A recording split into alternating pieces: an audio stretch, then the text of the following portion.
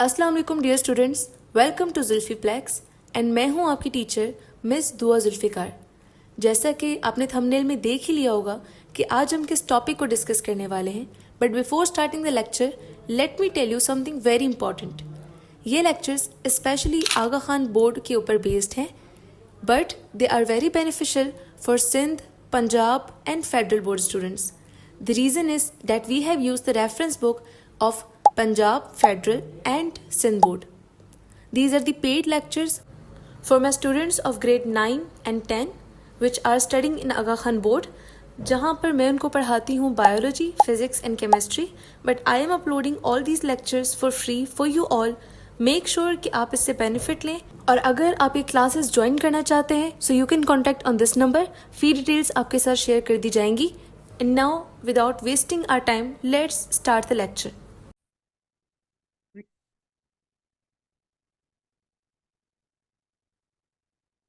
Okay class, तो हम लोग स्टार्ट करें एक न्यू चैप्टर जिसका नाम है एंजाइम्स। आज की जो हमारे कुछ लर्निंग ऑब्जेक्टिव्स हैं, तो these learning objectives are. Time इतना जल्दी क्यों गुजर जाता है पता नहीं, सर्दी आ गई ना। तो देखो, हमारे आज के लर्निंग ऑब्जेक्टिव्स जो है बेसिकली वो है मेटाबॉलिज्म क्या होता है, कैटाबॉलिक एंड एनाबॉलिक रिएक्शंस को हम लोगों ने कंपेयर करना है।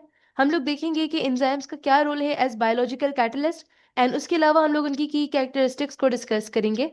और जो लास्ट वाला है हमारा टॉपिक है, इसको शायद हम लोग आज डिस्कस ना करें, तो अभी इसको पेंडिंग में रखते हैं। ठीक है, now let's start with the first one. What is metabolism? Definition of metabolism. देखो बेटा, मेटाबॉलिज्म का मतलब क्या होता है। अब दुनिया में बहुत सारे केमिकल रिएक्शंस होते हैं, है ना, कितने सारे केमिकल रिएक्शंस होते हैं। तो क्या वो सारे मेटाबॉलिक रिएक्शंस होंगे? नो।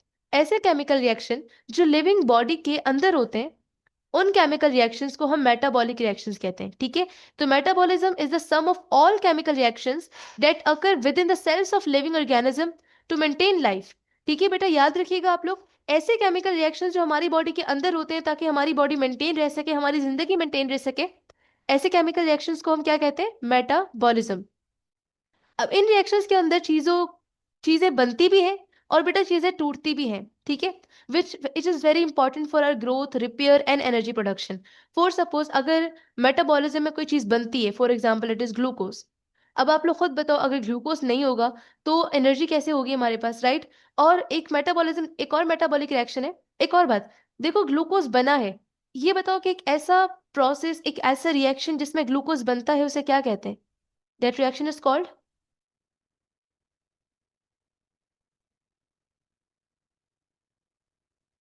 जल्दी बताओ, प्लांट्स में होता है, ग्लूकोज बनता है।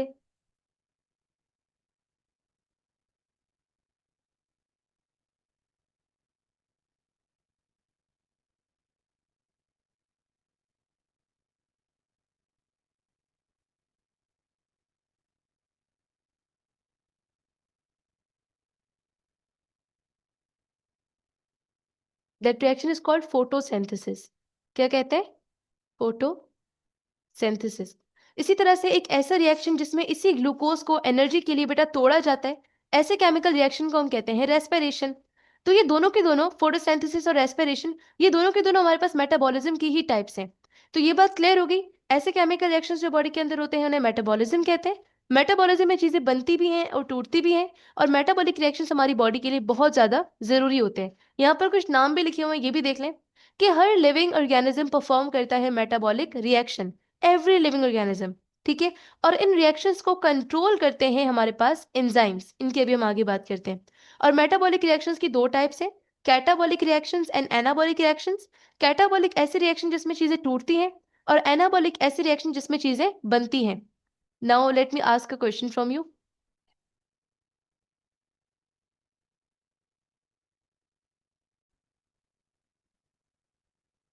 तो बेटा इसके बाद, इस क्वेश्चनिंग के बाद हमारे पास आती हैं कुछ एग्जांपल्स। जैसे कि मैंने आपको बताया, रेस्पिरेशन एक ऐसा प्रोसेस है जिसमें ग्लूकोज को तोड़ा जाता है एनर्जी को रिलीज करने के लिए, so it is catabolism.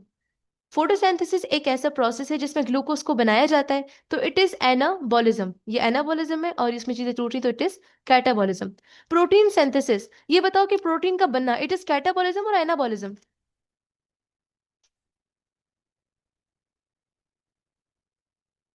Protein synthesis is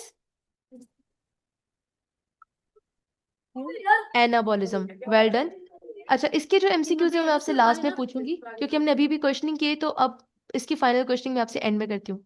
ये वाले एमसीक्यूज मैं आपसे बाद में पूछती हूँ। अब चलते हैं आगे। अब हम कंपेयर करते हैं मेटाबॉलिक रिएक्शंस को और एनाबॉलिक रिएक्शंस को। ठीक है, let's compare them. So we have a short comparison. देखिए बेटा, कैटाबॉलिक रिएक्शंस ऐसे रिएक्शन होते हैं जिसमें चीजें टूटती हैं, in which large molecules are breaking down into smaller ones. मतलब जिसमें बड़े मॉलिक्यूल्स टूट के छोटे मॉलिक्यूल्स बनाए। याद रखिएगा, जब भी कोई कैटाबॉलिक रिएक्शन होता है तो एनर्जी रिलीज होती है। ठीक है, कैटाबॉलिक रिएक्शंस एनर्जी को रिलीज करते हैं जो सेल इस्तेमाल करता है। एग्जांपल मैंने अभी आपको दी थी, रेस्पिरेशन। याद देखिए, रेस्पिरेशन के अंदर हमारे पास ग्लूकोज टूटा था, तो मतलब ये कैटाबॉलिज्म था। और जब भी ग्लूकोज टूटता है तो एनर्जी बनती है, एनर्जी रिलीज होती है, जिसे हम एटीपी कहते हैं। ठीक है, तो मतलब कैटाबॉलिक रिएक्शंस एनर्जी को रिलीज करते हैं। एक और बात आपने याद रखनी है, कैटाबॉलिक रिएक्शंस को हम डीकंपोजिशन और ब्रेकडाउन रिएक्शंस भी कह सकते हैं। तो ये इसके दो और नाम हैं। एग्जांपल्स यही बात की, ग्लूकोज की ब्रेकडाउन इन रेस्पिरेशन। ठीक है, अब जब भी ग्लूकोज टूटता है तो हमारे पास देखो एनर्जी बनती है।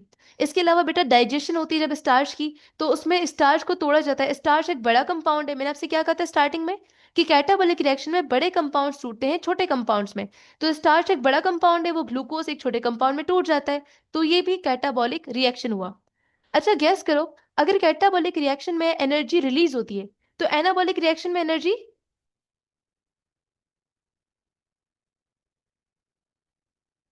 एब्जॉर्ब होगी। एग्जैक्टली, वेल डन ईमान, रिक्वायर होगी। ठीक है, तो एनाबॉलिक रिएक्शंस ऐसे रिएक्शंस हैं जिसमें बड़े मॉलिक्यूल्स बनते हैं छोटे मॉलिक्यूल से, बिल्कुल opposite.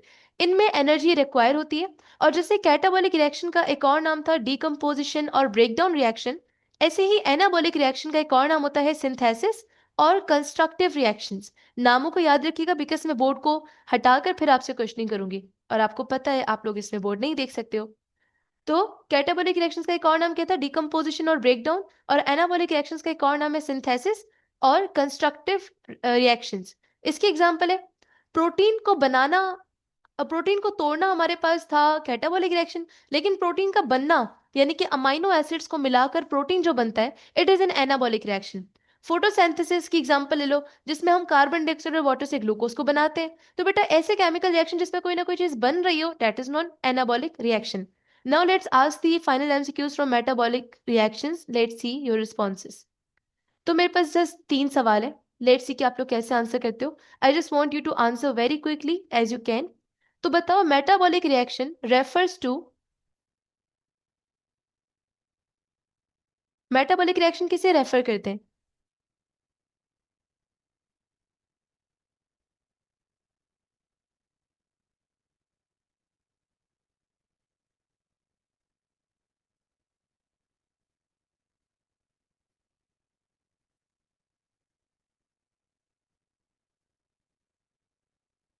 So Iman is saying A or C.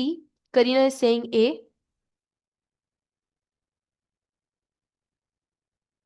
Vindana कह रही है C. Hurry up. And Ikan and Barira are saying C. तो बेटा the correct answer would be definitely C. All chemical reactions in living organisms are known as metabolism. जितने भी chemical reactions बन में चीजें बन रही हैं टूट रही हैं, that is metabolism. Okay, second question we have, which of the following statement about metabolism is correct? इन चारों में से कौन सी statement metabolism के बारे में बिल्कुल ठीक है? तो विंदना कह रही है B, Kareena and Iman are saying B,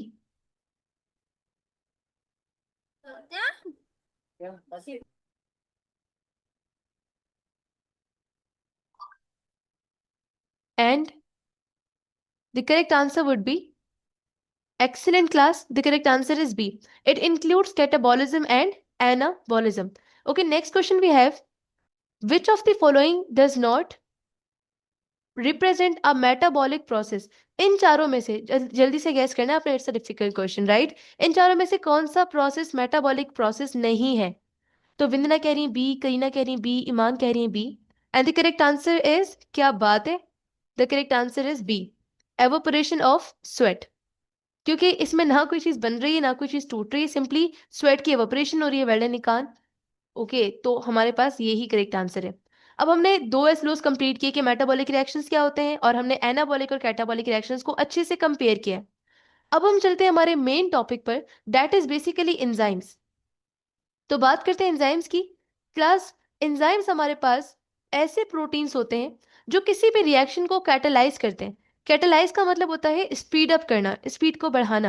तो जितने भी हमारी बॉडी के अंदर बायोकेमिकल रिएक्शंस होते हैं, जिन्हें इन शॉर्ट हम मेटाबॉलिज्म कहते हैं, तो उन मेटाबॉलिक रिएक्शंस को फास्ट करने का, स्पीड अप करने का काम एंजाइम्स का होता है। ठीक है, और याद रखिएगा पूरे रिएक्शन में जो एंजाइम्स है वो चेंज नहीं होते, वो सेम रहते हैं। एक और बात, कोई भी सब्सटेंस है, एनाबॉलिज्म में स्मॉल मॉलिक्यूल्स लार्ज मॉलिक्यूल बनाते हैं। यस वंदना, एनाबॉलिज्म में स्मॉल मॉलिक्यूल से लार्ज मॉलिक्यूल्स बनते हैं। यस, तो ऐसे ये याद रखिएगा कि फॉर एग्जांपल आप एंजाइम को इस्तेमाल करो किसी भी मेटाबॉलिक रिएक्शन में। तो आपको मैंने केमिस्ट्री पढ़ाई है और मैंने आपको इसमें बताया था, तो मैं आप ही लोगों से पूछ लेती हूँ, कोई भी एक सब्सटेंस है ए और कोई भी एक सब्सटेंस है बी, जब इन्होंने रिएक्ट किया तो इन्होंने बदले में बनाया A B which is a product. तो ये बताओ, जो स्टार्टिंग में सब्सटेंसेस रिएक्ट करते हैं, इन्हें हम क्या कहते हैं?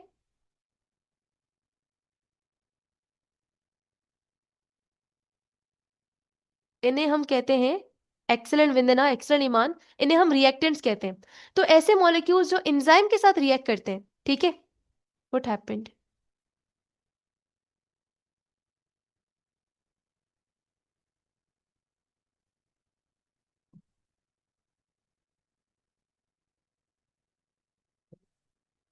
Small error. ओके, तो मैंने आपसे कहा कि ऐसे मॉलिक्यूल्स जिनके साथ एंजाइम रिएक्ट कर, ऐसे मॉलिक्यूल्स जो एंजाइम के साथ रिएक्ट करते हैं, यानी कि एंजाइम के रिएक्टेंट्स, बेटा उनके लिए हम एक खास नाम इस्तेमाल करते हैं, विच इज बेसिकली सबस्ट्रेट्स। ठीक है, तो ये आपने अच्छे से याद रखना है कि जो रिएक्टेंट्स होते हैं एंजाइम के साथ जो रिएक्ट करते हैं, उन्हें हम सबस्ट्रेट कहते हैं। फिर एंजाइम क्या करते हैं, एंजाइम इन सबस्ट्रेट को कन्वर्ट करते हैं प्रोडक्ट में। तीन बातें मैंने आपको बताई कि एंजाइम्स प्रोटीन होते हैं, ऐसे प्रोटीन जो किसी भी केमिकल रिएक्शन को स्पीड अप करते हैं, ये रिएक्शन में जो है ना वो चेंज नहीं होते, और इनके साथ जो सब्सटेंस रिएक्ट करते हैं उन्हें हम सबस्ट्रेट्स कहते हैं, और एंजाइम इन सबस्ट्रेट को प्रोडक्ट्स में कन्वर्ट करते हैं। यहां तक सबको क्लियर है? कोई कंफ्यूजन तो नहीं है?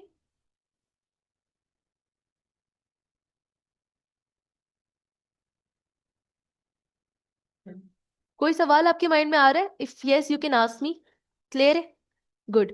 अच्छा, ये एक ऐसा चैप्टर है जो अभी स्टार्टिंग में आपको मे बी थोड़े थोड़े पॉइंट में हो कि ये क्या बात हो रही है, बट जब लेक्चर कंप्लीट होगा तो इंशाल्लाह आपको क्लियर हो जाएगा। रिपीट कर देते हैं एक बार। Enzymes are simply made up of protein. बेटा ये ऐसे सब्सटेंसेस होते हैं जो किसी भी बायोकेमिकल रिएक्शन की स्पीड को बढ़ाते हैं। ठीक है, एंजाइम के साथ जो भी चीज रिएक्ट करती है उसे हम कहते हैं सबस्ट्रेट, और एंजाइम उस सबस्ट्रेट को प्रोडक्ट में कन्वर्ट करवाते हैं। ठीक है, अब देखो, अब बात करते हैं मेन एक रिएक्शन की। जितने भी केमिकल रिएक्शंस होते हैं, जितने भी, फॉर एग्जांपल फोटोसिंथेसिस हो गया, ठीक है, रेस्पिरेशन हो गया हमारे पास, प्रोटीन सिंथेसिस हो गया, जितने भी केमिकल रिएक्शन है, डाइजेशन हो गया, हर केमिकल रिएक्शन को स्टार्ट करने के लिए एक एनर्जी चाहिए होती है। क्या आप में से किसी को पता है कि ऐसी एनर्जी जो किसी भी रिएक्शन को, किसी भी बायोकेमिकल रिएक्शन को स्टार्ट करने के लिए चाहिए हो, ऐसी एनर्जी को क्या कहते हैं? Do you know?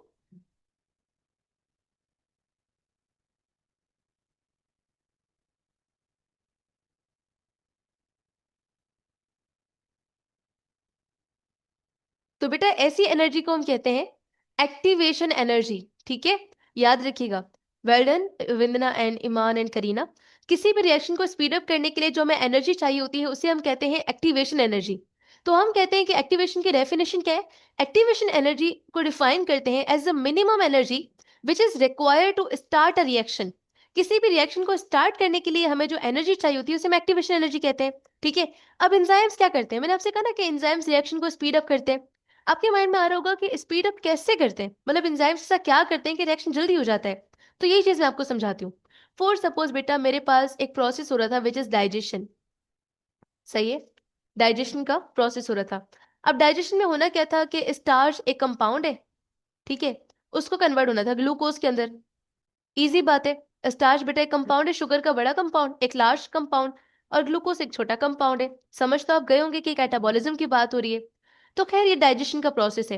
अब ये प्रोसेस स्टार्ट करने के लिए मुझे फॉर सपोज के 50 जूल एनर्जी चाहिए थी। कितनी एनर्जी चाहिए थी? 50 जूल। जब तक मेरी बॉडी के पास, मेरी बॉडी के सेल्स के पास 50 जूल एनर्जी नहीं होगी, तब तक डाइजेशन स्टार्ट नहीं होगी। ठीक है। तो एंजाइम्स क्या करते हैं, ये जो एक्टिवेशन एनर्जी है, यानी कि ऐसी एनर्जी है जो रिएक्शन को स्टार्ट करने के लिए चाहिए, एंजाइम्स इस एनर्जी को कम कर देते हैं। तो जब कम कर देंगे तो रिएक्शन जल्दी स्टार्ट हो जाएगा, है ना। फॉर सपोज आपको एक किसी भी पॉइंट तक जाना था, ठीक है, यहाँ पर आप खड़े हुए अपने घर के बाहर, और आपको किसी एक पॉइंट की तरफ जाना है, कोई भी आपका टारगेट हो सकता है। अब वहां जाने के लिए आपके पास 5,000 होने चाहिए। आपके पास 5,000 नहीं है, तो कोई आकर अगर आपको बोले कि भाई ये जो एंट्री फी 5,000 है ना, ये मैं आपको कम करवा देता हूँ, आप बस 1,000 रुपए के अंदर उस पॉइंट पे जा सकते हो, तो आप जल्दी से चले जाओगे। यही काम एंजाइम्स करते हैं। ठीक है। एक्टिवेशन एनर्जी जब ज्यादा होती है तो उसे कम कर देते हो तो रिएक्शन जल्दी हो जाता है। यही बात समझाने के लिए मैंने यहाँ पर एक ग्राफ का इस्तेमाल किया है। इस चैप्टर में ना ग्राफ आपको आने चाहिए। तो देखो, ये हमारे पास कोई भी एक रिएक्शन है और ये इसकी एनर्जी है। अब अगर आप नोट करो तो हो क्या रहा है, ये जो पुल है ना बेटा, ये एक्टिवेशन एनर्जी है। मतलब अगर आपको जो ए और बी रिएक्टेंट है, इनको प्रोडक्ट में कन्वर्ट करना है। अब रिएक्टेंट कुछ भी हो सकता है, ठीक है, जैसे हमने अभी डाइजेशन की एग्जांपल ली थी, तो समझो ये स्टार्च है और आपको इसको कन्वर्ट करना है ग्लूकोज में, तो हमारा प्रोडक्ट ग्लूकोज है। कुछ भी हो सकता है, एनीथिंग। तो खैर, आपको अगर इस रिएक्टेंट को प्रोडक्ट में कन्वर्ट करना है, तो आपको इस पुल को क्रॉस करके जाना होगा, और इस पुल का नाम है एक्टिवेशन एनर्जी। अब अगर ये पुल छोटा होगा तो कार जल्दी चली जाएगी, अगर ये पुल बड़ा होगा तो कार को टाइम लगेगा। तो याद रखना, अगर हम एंजाइम्स का इस्तेमाल नहीं करते तो ये ब्रिज, ये कर्व बहुत बड़ा होता है, और अगर हम एंजाइम्स का इस्तेमाल करते हैं तो ये कर्व छोटा हो जाता है, जिसके जरिए रिएक्शन बहुत जल्दी हो जाता है। तो this is how we can say कि एंजाइम्स क्या करते हैं। एंजाइम्स लोअर सच बैरियर्स, ये जो बैरियर आपको नजर आया है जो एक्टिवेशन एनर्जी का, तो एंजाइम इसको डिक्रीज करते हैं by decreasing the requirement of activation energy. इसीलिए जब भी हम बात करते हैं कि in the presence of enzymes, जब भी आप एंजाइम्स का इस्तेमाल करते हो तो आपका रिएक्शन जल्दी हो जाता है। हर सेल में 50 चाहिए, टोटल 50। तो एक आध ये मैंने बस एग्जांपल दी थी, 50 जूल एनर्जी एक प्रोसेस के लिए थोड़ी चाहिए होती है। ये मैंने बस आपको एग्जांपल दी थी, कुछ भी एक्टिवेशन एनर्जी हो सकती है, बस एंजाइम इसको लोअर करते हैं। It was just an example, it is not an actual figure. ठीक है। तो क्लास, यहाँ तक मेरी बात क्लियर है आप सबको कि एंजाइम्स एक्टिवेशन एनर्जी क्या होती है और एंजाइम्स उसे कैसे लो करते हैं, एंजाइम्स रिएक्शन को कैसे स्पीड अप करते हैं।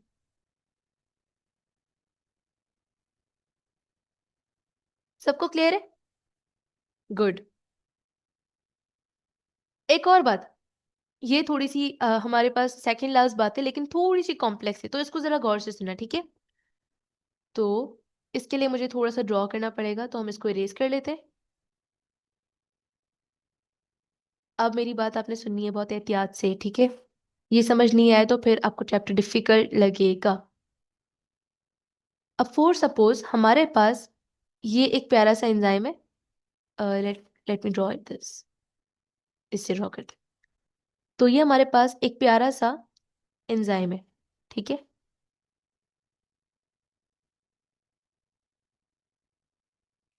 अब सुनिएगा, ठीक है। एंजाइम के साथ जिस चीज को रिएक्ट करना था वो ये रहा, ओके। इसको एंजाइम के साथ रिएक्ट करना था, लेकिन ये अभी इस फॉर्म में नहीं है, ये कुछ इस फॉर्म में, यानी कि डायरेक्शन इसकी उल्टी है। मैं आपसे पूछना चाहती हूँ बेटा, जल्दी से बताओ, मैंने आपसे अभी स्टार्टिंग में बताया था कि ऐसे सब्सटेंस जो एंजाइम के साथ रिएक्ट करते हैं उन्हें क्या कहते हैं?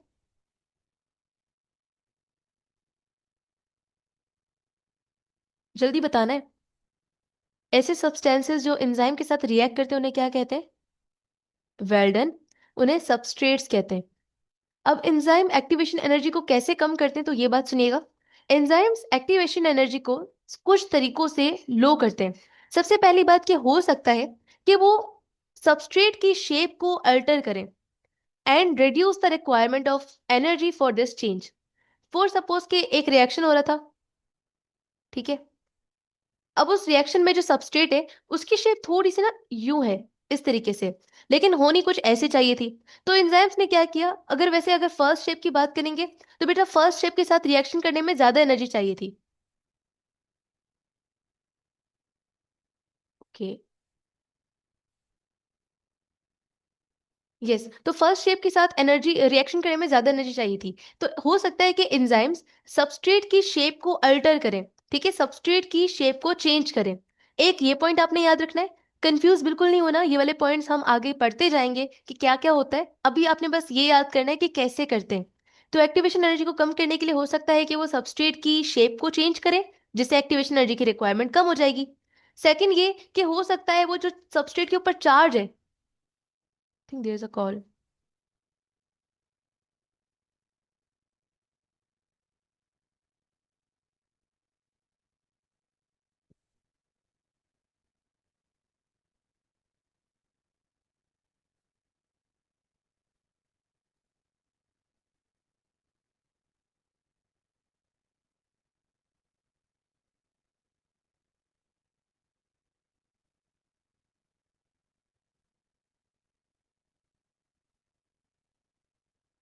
ओके, तो कॉल की वजह से आपको मेरी कहाँ तक आवाज क्लियर आई?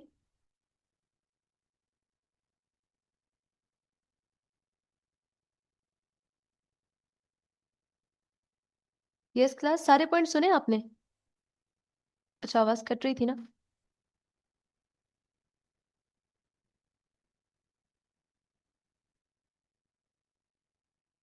किस पॉइंट तक सुना आप लोगों ने? लेट मी जल्दी से बताएं ताकि मैं वहीं से कंटिन्यू करूं। कहाँ तक आपने क्लियरली सुना?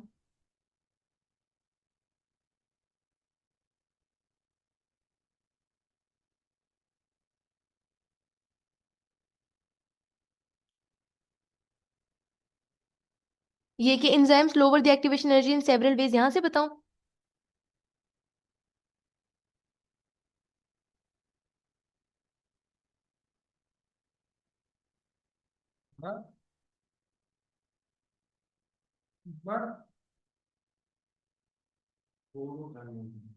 यस।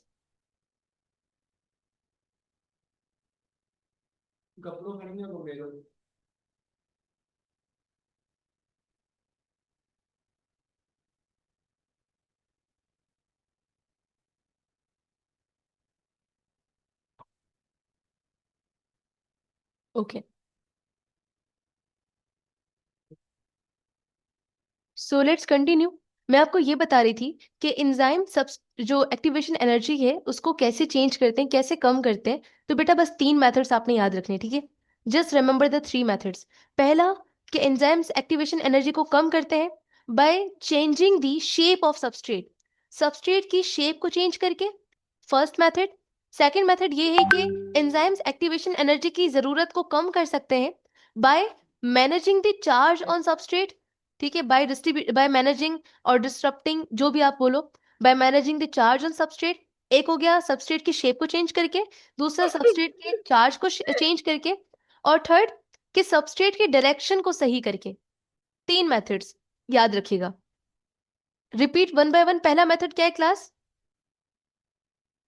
सबस्ट्रेट की शेप को चेंज करके एक्टिवेशन एनर्जी को कम करते हैं।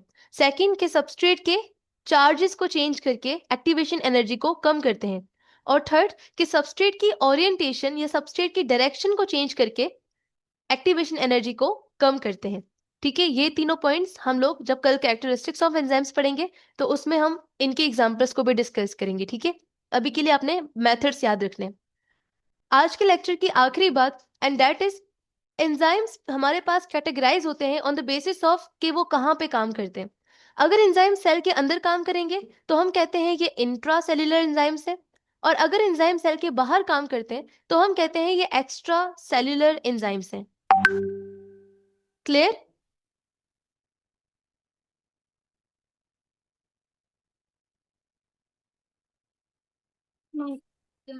ओके, तो अब हमारे पास कुछ एमसीक्यूज हैं, उनकी बात करते हैं, उसके बाद फिर हम कैरेक्टरिस्टिक्स को आज डिस्कस नहीं करते ताकि आपको यहाँ तक पहले क्लियर हो, ठीक है? तो मेरे पास सबसे पहला सवाल है। अच्छा, मैंने आपको एग्जाम्पल भी नहीं बताई, वो भी बता देती हूँ। जो एंजाइम सेल के अंदर काम करते हैं बेटा, उनके एग्जाम्पल है हमारे पास कि ऐसे एंजाइम्स जो ग्लाइकोलाइसिस करवाते हैं। ग्लाइकोलाइसिस का मतलब होता है, लेट मी राइट, ग्लाइकोलाइसिस का मतलब होता है ग्लूकोज को तोड़ना, ठीक है? ब्रेक डाउन, जिसे हम रेस्पिरेशन भी कहते हैं इजी वर्ड्स में। तो ये ग्लूकोज को तोड़ने का प्रोसेस साइटोप्लाज्म में होता है। ये बताओ, साइटोप्लाज्म सेल के अंदर है या सेल के बाहर है? मानी दे दो। क्या? ये नहीं हुई जी। साइटोप्लाज्म सेल के अंदर है बाहर है? सेल के अंदर है, राइट? तो ऐसे एंजाइम को बोलते हैं इंट्रा सेल्यूलर। और ऐसा एंजाइम जो सेल के बाहर काम करता है, फॉर एग्जाम्पल हमारे स्टमक में पेप्सिन होता है, तो वो स्टमक के अंदर काम कर रहा होता है। अब ऑब्वियसली स्टमक के जो सेल्स होते हैं वो तो उसके अंदर से तो पेप्सिन आएगा, लेकिन स्टमक तो बाहर है ना, सेल से बाहर पेप्सिन काम कर रहा है, तो ऐसे एंजाइम को बोलते हैं एक्स्ट्रा सेल्यूलर एंजाइम। अच्छा, मुझे लगता है कि इससे पहले वाला जो टॉपिक है ना, उसमें शायद आपको अभी भी थोड़ी सी कंफ्यूजन हो। एक बार मैं और रिपीट कर देती हूँ। हमने ये कहा कि एंजाइम ऐसे बायोकेमिकल प्रोटीन्स होते हैं, ऐसे प्रोटीन्स होते हैं जो किसी भी बायोकेमिकल रिएक्शन को फास्ट करते हैं। ऐसी चीजें जो एंजाइम के साथ रिएक्ट करती हैं, गौर से सुनिएगा, मैं रिपीट कर रही हूँ। ऐसी चीजें जो एंजाइम के साथ रिएक्ट करती हैं उन्हें हम सबस्ट्रेट्स कहते हैं। एंजाइम सबस्ट्रेट को प्रोडक्ट में कन्वर्ट करते हैं। ऐसी एनर्जी जो किसी भी रिएक्शन को स्टार्ट करने के लिए चाहिए, उसे हम एक्टिवेशन एनर्जी कहते हैं।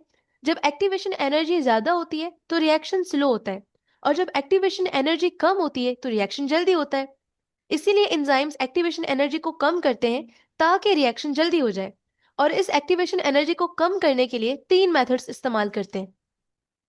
पहला, सबस्ट्रेट की शेप को चेंज करते हैं। दूसरा, सबस्ट्रेट के चार्जेस को चेंज करते हैं। तीसरा, सबस्ट्रेट की डायरेक्शन को चेंज करते हैं। दो तरह के एंजाइम्स होते हैं। एक ऐसे एंजाइम्स जो सेल के अंदर काम करते हैं, उन्हें हम इंट्रा सेल्यूलर एंजाइम्स कहते हैं। और एक ऐसे एंजाइम्स जो सेल के बाहर काम करते हैं, उन्हें हम एक्स्ट्रा सेल्यूलर एंजाइम्स कहते हैं। आई होप कि अब तो आपको क्लियर हो गया होगा। सबको क्लियर है क्लास?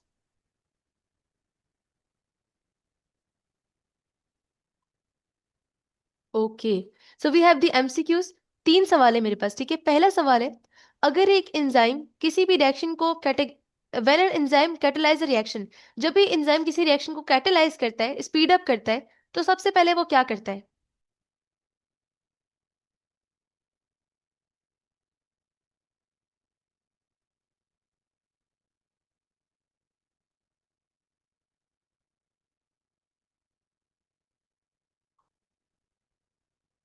ओके, तो विंदना, करीना आर सेइंग, अच्छा करीना कह रही है सी, विंदना कह रही है बी। ओके, सी आप भी कह रहे हो, सी विंदना कह रही है सी, इकान कह रहे हैं बी।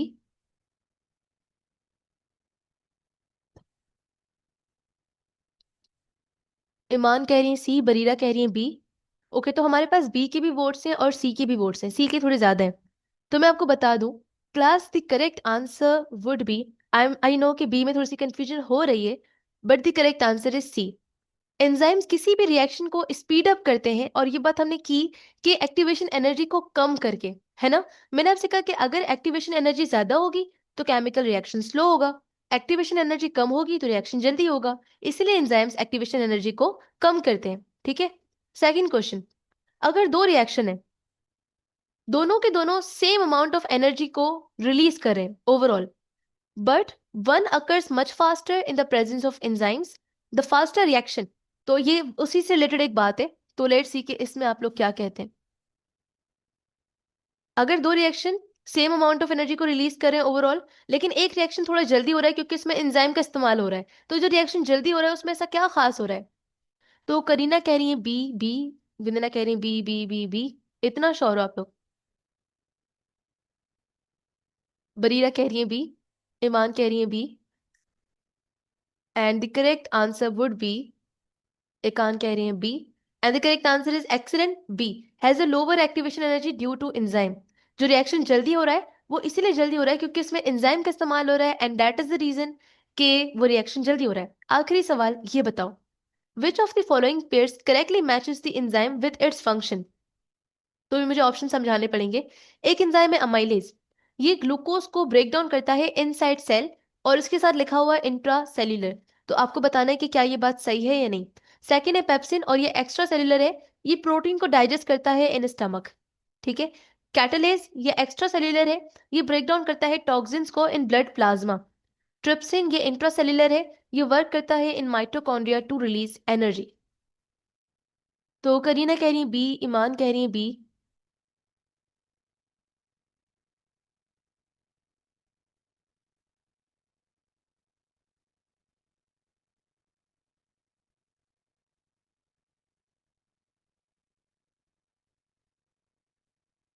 एंड बरीरा कह रही है बी।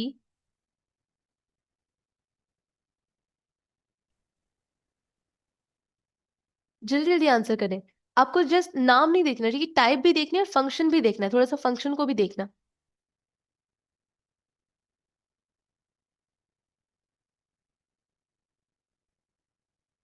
इकान भी कह रहे हैं बी। तो let's see the correct answer, and the correct answer is excellent B, pepsin. और अभी हमने इसकी एग्जांपल की भी बात की थी। देखो बेटा, अगर हम अमाइलेज की बात करें, ठीक है, ये रहा हमारे पास अमाइलेज। तो अमाइलेज इंट्रासेलुलर, बट इसका फंक्शन गलत लिखा हुआ है, ठीक है। अमाइलेज हमारे स्लाइवा में भी होता है, वेल। अच्छा, कैटलेज के बारे में लिखा हुआ है कि वो ब्लड के अंदर ब्रेक डाउन करा है, लेकिन यहाँ पे एक्स्ट्रा सेलुलर लिखा हुआ है, तो जो सेल के अंदर काम करता है वो एक्स्ट्रा सेलुलर कैसे हुआ। और ट्रिप्सिन लिखा हुआ है कि वाइट क्या काम करता है, माइटोकॉन्ड्रिया के अंदर एनर्जी को रिलीज करवाते, तो ये बात गलत है, फंक्शन गलत लिखा हुआ है। खैर, आपको बाकी ऑप्शन से नहीं है, आपको करेक्ट आंसर नजर आ गया जो मैंने अभी आपको पढ़ाया, which is B, which is pepsin. तो this is all about enzymes. ये हमारी पहली क्लास थी एंजाइम्स की। काफी चीजें आपको मे बी थोड़ा डिफरेंट तरीके से समझ में आए, थोड़ा सा देर से समझ में आए, काफी चीजें आपको बहुत जल्दी कैच हो गई होंगी। For example metabolic reaction, I hope so कि ये भी अब आ गई होंगी। ग्राफ को याद रखिएगा, मैं इंशाल्लाह आपको लेक्चर शेयर कर दूंगी। बाकी इंशाल्लाह in the next lecture will be discussing the characteristics of enzymes. और इसके अलावा हम लोगों ने एंजाइम के बारे में कुछ ये बातें की थी कि एक्टिवेशन एनर्जी के बारे में बात की थी कि वो क्या होता है, सबस्ट्रेट क्या होता है, ये सब मैं आपसे लास्ट में क्वेश्चनिंग करती हूँ। आज हम लोगों ने बेसिकली मेनली डिस्कस करना है एक टॉपिक को, which is known as characteristics of enzymes. ठीक है, ये हमारे नेक्स्ट एसएल है कि एंजाइम्स की कैरेक्टरिस्टिक्स क्या है, एंजाइम की खूबियां क्या है, इनकी क्वालिटीज क्या है। तो ये आज का हमारा लेक्चर इसी के अराउंड होगा, तो लेट्स स्टार्ट। क्लास एक साइंटिस्ट थे, उनका नाम था विलियम कॉने। अक्सर ना बच्चे बोलते हैं कौन है, विलियम कौन है। जैसे अगर किसने बोला कि एंजाइम को डिस्कवर किसने किया, बोलेंगे विलियम कौन है, कौन है। तो इनके नाम में थोड़ा सा वो वर्ड कौन है। जो भी, पता नहीं आप समझे मेरी बात नहीं समझे, लेकिन जर्मन फिजियोलॉजिस्ट थे, समझे। कुनाफा से याद रखेंगे। तो विलियम, आपकी बात मुझे नहीं समझ में आई। विनहेल्म कॉने जो है बेसिकली इन 1878 इन्होंने सबसे पहले एंजाइम को नाम दिया था, ठीक है, नाम दिया था। अब एंजाइम्स आपको पता है कि प्रोटीन के बने होते हैं, ये बात तो हमें पता है कि एंजाइम्स प्रोटीन के बने होते हैं। अच्छा, कौन से प्रोटीन के बने होते हैं, तो बेटा ग्लोबुलर प्रोटीन के बने होते हैं। आपको पता है प्रोटीन की भी दो टाइप्स होती हैं, एक होता है फाइब्रस प्रोटीन, आप भले नाम नहीं याद रखना फाइब्रस वाला, लेकिन आपको बता रही हूँ, एक होता है फाइब्रस प्रोटीन और एक होता है ग्लोबुलर प्रोटीन, ठीक है। आपको पता है किसी की मैनिफेस्टेशन इतनी भी सही हो सकती है। मैंने आपको बताया था ना कि मेरा इंग्लिश का टेस्ट है, तो एक ने मुझसे पूछा था कि मैं आपके कितने मार्क्स आएंगे, तो उसने मुझे एक पोल शेयर किया था। उसमें था 50 to 60, 60 to 70, 70 to 80, 80 to 90। तो मैंने ना बगैर सोचे टिक कर दिया था 80 to 90 पे, बल्कि वो थोड़ा डिफिकल्ट एग्जाम था, आगा खान की तरफ से था। और गेस करें मेरे कितने मार्क्स आए।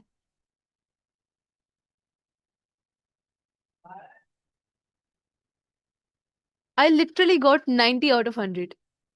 तो इतनी मैनिफेस्टेशन भी रियल होती है, खैर। अच्छा, तो ये मैनिफेस्टेशन नहीं है, मतलब दूसरी चीज है, खैर जो भी है। तो एक होते हैं फाइब्रस प्रोटीन, एक होते हैं ग्लोबुलर प्रोटीन। एंजाइम्स हमारे पास बने होते हैं ग्लोबुलर प्रोटीन के, ठीक है। नाउ सी, सबसे पहली क्वालिटी ये है कि ऑलमोस्ट जितने भी एंजाइम्स हैं वो प्रोटीन होते हैं। Almost all enzymes are protein. मैं आपको एक फैक्ट की बात बताऊं, ये शायद आपको किसी और ने ना बताई हो। पता है यहाँ पर ऐसा क्यों लिखा है कि ऑलमोस्ट सारे प्रोटीन, सारे एंजाइम्स प्रोटीन के होते हैं। यहाँ पर ये क्यों नहीं लिखा कि हर एंजाइम प्रोटीन का होता है, क्योंकि एक ऐसा भी एंजाइम है जो प्रोटीन का नहीं होता, और उसका नाम जानना चाहते हैं आप लोग। उस एंजाइम का नाम होता है राइबो एंजाइम। तो ये ऐसा एंजाइम है जो हमारी बॉडी में होता है, और ये आरएनए से बना होता है, इन मतलब ये प्रोटीन से बना नहीं होता। इसलिए हमारे पास ये स्टेटमेंट हो गई कि ऑलमोस्ट सारे एंजाइम प्रोटीन के बने होते हैं, ठीक है। और प्रोटीन किससे बने होते हैं, तो they are made up of amino acids. ये फर्स्ट पॉइंट क्लियर है class, this was the first characteristic of enzyme, कि ऑलमोस्ट सारे के सारे एंजाइम प्रोटीन के बने होते हैं, और ऑलमोस्ट का रीजन भी मैंने आपको बता दिया। और जो प्रोटीन होते हैं वो अमाइनो एसिड्स के बने होते हैं। सेकंड बात ये कि most enzymes reaction are millions rates are millions of time faster than those of comparable uncatalyzed reaction। इसका मतलब ये है कि एक रिएक्शन है जिसमें आपने एंजाइम का इस्तेमाल किया, एक रिएक्शन है जिसमें आपने एंजाइम का इस्तेमाल नहीं किया। तो जिस रिएक्शन में आपने एंजाइम को यूज किया है, वो रिएक्शन मिलियन टाइम्स फास्टर होगा उस रिएक्शन से जिसमें आपने एंजाइम को इस्तेमाल नहीं किया। मतलब ये रिएक्शन को बहुत ज्यादा ज्यादा स्पीड अप करते हैं, फास्ट करते हैं। एक और इंपॉर्टेंट बात, enzymes are not consumed by the reaction they catalyse. Bio में किसी एक ने एक चीज को परेशानी जरूर होती है, मतलब सुकून से सारे एंजाइम्स प्रोटीन होते हैं, लेकिन एक को तकलीफ थी। एग्जैक्टली वंदना, क्या कर सकते हैं? अगर देखो सोचो, अगर ये भी प्रोटीन का बना होता तो एक्सेप्शन ही नहीं होती, कितना आसान हो जाता पढ़ना। खैर आपके लिए तो आसान है, डिफिकल्टी फर्स्ट ईयर के लिए होती है। मैंने आपको 3 कैरेक्टरिस्टिक्स बताई। Almost all enzymes are made up of protein. Secondly कि जो रिएक्शन जिस रिएक्शन में एंजाइम इस्तेमाल होते हैं वो बहुत ज्यादा जल्दी होते हैं, जिनमें नहीं होते वो स्लो होते हैं। और ये कि एंजाइम रिएक्शन में कंज्यूम नहीं होते। ठीक है, ये बात मैं आपको ऐसे समझाती हूँ कि फॉर एग्जाम्पल बेटा एक रिएक्शन हो रहा था, आपने उसमें एंजाइम इस्तेमाल किया किसी भी एक क्वांटिटी का। हम हिसाब लगाते हैं, फॉर एग्जाम्पल कितना कितना कहें हम उसको। हम्म, वैसे इतना होता नहीं है, बट जस्ट एक एग्जांपल के लिए मैं आपको बता रही हूँ। फॉर एग्जांपल आपने वो एंजाइम इस्तेमाल किया 10 ग्राम, ठीक है, रिएक्शन में। अब रिएक्शन हो गया, एंजाइम ने रिएक्शन को फास्ट कर दिया। रिएक्शन के बाद भी जो आपका एंजाइम होगा वो अभी भी 10 ग्राम ही होगा, मतलब रिएक्शन में एंजाइम इस्तेमाल नहीं होता। ठीक है, ये बात आपने याद रखनी है। ये हो गई सेकंड कैरेक्टरिस्टिक। अब बात करते हैं थर्ड की। कहते हैं कि एंजाइम्स बहुत स्पेसिफिक होते हैं। ये मैं भी आपको ना एक डायग्राम भी दिखाती हूँ। एंजाइम्स बहुत स्पेसिफिक होते हैं अपने सबस्ट्रेट और अपने रिएक्शन के लिए। इसका मतलब क्या है, तो लेट्स सी। हमारे पास एक डायग्राम है। डायग्राम कहाँ गई हमारी? ओके, यहाँ पर था, तो यहाँ पर डायग्राम है। यस बेटा। अब हमारे पास एक रिएक्शन है, इसमें हो क्या रहा है आप जरा गौर से देखना, ठीक है। बेटा ये हमारे पास एक एंजाइम है ब्लू कलर का, जिसका नाम है कैटालेज एंजाइम। अभी आपको नाम नहीं याद रखने, अभी आपको बस समझना है कि एंजाइम की कैरेक्टरिस्टिक्स क्या होती हैं। तो ये एक एंजाइम है, इसका नाम है कैटालेज। इमेजिन कर लो कि इसका नाम ए है, आपके लिए आसानी कर देते हैं। ये एक और एंजाइम है, इसका नाम है डीएनए पॉलीमरेज, तो समझो कि ये एंजाइम बी है। अब ये है सबस्ट्रेट, ठीक है, जिसका नाम है हाइड्रोजन पेरोक्साइड। अब मैं आपको बता दूं, हाइड्रोजन पेरोक्साइड को कैटलेज एंजाइम तोड़ता है into hydrogen and into water and oxygen, ताकि हमारी बॉडी को नुकसान नहीं हो। ठीक है, क्योंकि हाइड्रोजन पेरोक्साइड बहुत नुकसानदा होता है। तो सिंपली कैटलेज इस हाइड्रोजन पेरोक्साइड को तोड़ता है।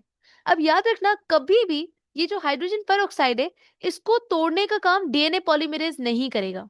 ठीक है, डीएनए पॉलीमरेज कभी भी कैटलेज के एंजाइम कैटलेज के सबस्ट्रेट यानी कि हाइड्रोजन पेरोक्साइड के साथ रिएक्ट नहीं करेगा। हाइड्रोजन पेरोक्साइड हमेशा रिएक्ट करेगा एंजाइम ए यानी कि कैटलेज के साथ। तो ये बात कहते हैं कि एंजाइम बहुत स्पेसिफिक होते हैं। हर एंजाइम उसी सबस्ट्रेट को तोड़ता है या उसी के साथ रिएक्ट करता है जो उसका सबस्ट्रेट होता है। फॉर एग्जाम्पल आपके माउथ में स्टार्च है, ठीक है, आपने कोई खाना खाया उसमें स्टार्च है, शुगर है, और आपके माउथ में आपकी सलाइवा में एक एंजाइम होता है, उसका नाम होता है अमाइलेज। इसका नाम तो याद रखना, ठीक है। मैंने आपसे कहा था ना कि जो मैं आपसे कहूंगी कि इनके नाम याद रखो, वो एंजाइम इंपॉर्टेंट है। तो खैर ये आपका स्टार्च है, आपने कोई भी फ्रूट खाया या कुछ भी ऐसा जिसमें स्टार्च था, शुगर थी। अब जो आपके सलाइवा के अंदर एंजाइम है जिसे हम सिलाइवरी अमाइलेज कहते हैं, अमाइलेज स्टार्च को तोड़ता है। अगर इस स्टार्च की जगह प्रोटीन आ जाए, ठीक है, तो ये प्रोटीन को नहीं तोड़ेगा। अगर इस प्रोटीन की जगह कोई और चीज आ जाए, फॉर एग्जाम्पल लिपिड आ जाए, फैट आ जाए, ठीक है, फैट आ जाए, तो अमाइलेज उसको भी नहीं तोड़ेगा। यानी कि अमाइलेज सिर्फ स्पेसिफिक है स्टार्च के लिए। ठीक है, तो ये बात मैंने आपको प्रूव कर दी कि एंजाइम्स अपने रिएक्शन में क्या होते हैं, तो बेटा वो स्पेसिफिक होते हैं। कहाँ गया ये रहा point. So enzymes are usually very specific for the type of reaction, कि वो रिएक्शन कौन सा है और सबस्ट्रेट कौन सा है। तो क्लास यहाँ तक सारे पॉइंट्स क्लियर हुए अभी तक मैंने आपको जो जो बताया?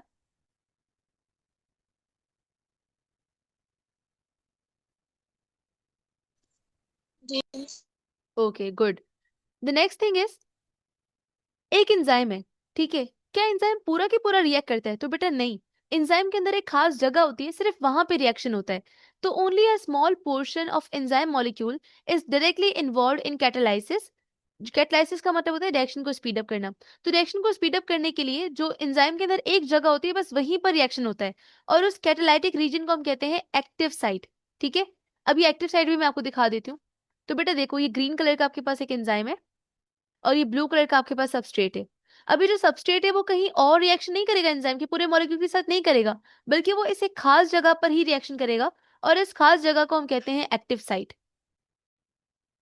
ठीक है, this specific place is known as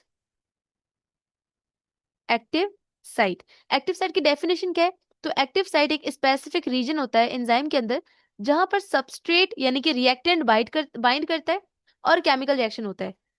चलो मैं एक टेस्ट लेती हूँ, अभी तक मैंने जो आपको बताए पॉइंट्स उनमें से मैं एक दो क्वेश्चनिंग करती हूँ, लेट्स सी कि आपको कितना क्लियर हुआ है। So let me stop this.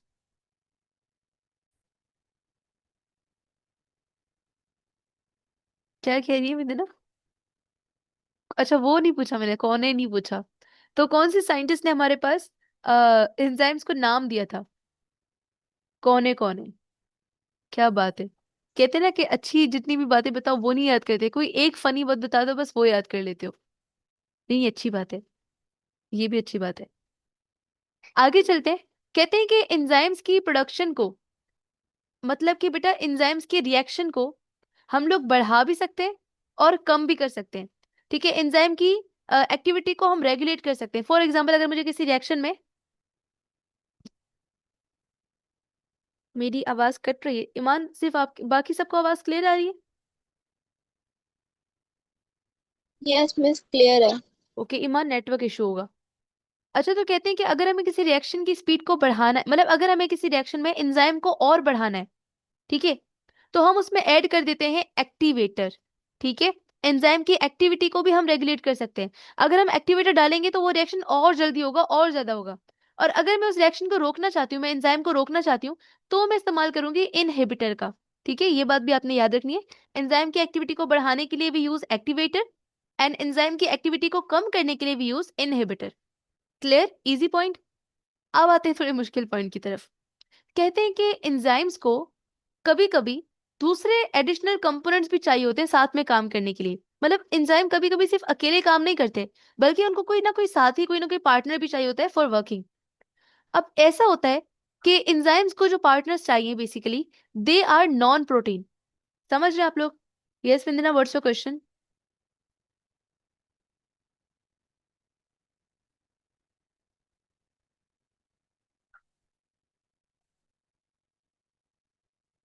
Enzyme सिर्फ कुछ देर तक रुकते हैं, जब तक रिएक्शन हो रहा है तब तक। अच्छा, रोकते हैं काम करना। हाँ, परमानेंटली भी रोक सकते हैं, अगर ये हम आगे पढ़ेंगे। जब हम टेम्परेचर को बहुत बढ़ा दें और एंजाइम की शेप खराब हो जाती है तो फिर वो परमानेंटली भी रुक सकता है। तो ये भी हमारे कंट्रोल में ही है कि हम परमानेंटली एंजाइम के काम को रोकना चाहते हैं या कुछ देर के लिए। ओके, तो देखो बेटा, जो मैंने आपसे कहा कि एंजाइम्स होते हैं प्रोटीन के, एंजाइम्स प्रोटीन के बने होते हैं, लेकिन जो इनको साथ में काम करने वाले वर्कर चाहिए होते हैं वो नॉन प्रोटीन होते हैं, जिन्हें हम को फैक्टर कहते हैं। तो को फैक्टर की डेफिनेशन क्या है? तो सिंपली बेटा याद रखना, non protein part, non protein part, एक ऐसा नॉन प्रोटीन पार्ट जो एंजाइम को चाहिए होता है रिएक्शन के लिए, ठीक है, जो रिएक्शन में एंजाइम की हेल्प करता है, उसे हम कोफैक्टर कहते हैं। अब कोफैक्टर दो तरह के हो सकते हैं, ऑर्गेनिक भी हो सकते हैं और इनऑर्गेनिक भी हो सकते हैं। अब दो इंपॉर्टेंट बातें सुनना जरा, ठीक है। नॉन प्रोटीन पार्ट जो एंजाइम की हेल्प करे रिएक्शन में, वो कोफैक्टर। कोफैक्टर की दो टाइप्स हैं, ऑर्गेनिक एंड इनऑर्गेनिक। कहते हैं कि ऑर्गेनिक कोफैक्टर अगर एंजाइम के साथ लूजली अटैच है तो उसे हम को एंजाइम कहते हैं, ठीक है। और अगर वो ऑर्गेनिक कोफैक्टर एंजाइम के साथ टाइटली अटैच्ड है तो उसे हम प्रोस्थेटिक ग्रुप कहते हैं। कितने एमसीक्यूज आगे समझो एक दो लाइन में से। नॉन प्रोटीन पार्ट एंजाइम की हेल्प करे, cofactor. There are two types of cofactor, organic and inorganic. अगर ऑर्गेनिक कोफैक्टर एंजाइम के साथ टाइटली बाउंड है तो वो प्रोस्थेटिक ग्रुप कहलाएगा, और अगर वो लूजली बाउंड है तो वो कहलाएगा को एंजाइम। ठीक है, इसी चीज को और समझाने के लिए मेरे पास ना यहाँ पर एक छोटा सा टेबल है, ये देखो। तो इससे भी आप समझ सकते हो बेटा, दिस इज कोफैक्टर्स। ये हमारे पास कोफैक्टर्स हैं, और कोफैक्टर्स की कुछ टाइप्स होती हैं, ठीक है। एक तो ये होते हैं ऑर्गेनिक, और एक ये होते हैं इन ऑर्गेनिक। दो तरह के cofactors, organic and inorganic. Organic मैंने आपसे कहा था कि अगर टाइटली बाउंड हो तो प्रोस्थेटिक ग्रुप, अगर लूजली बाउंड हो तो कोएंजाइम। और जो इनऑर्गेनिक है वो बेसिकली कुछ आइंस होते हैं, ठीक है। जो इनऑर्गेनिक होते हैं वो कुछ आइंस होते हैं। यस बेटा ईमान, बहुत नाम है इस चैप्टर में, इसीलिए तो ये चैप्टर इतना इंपॉर्टेंट है।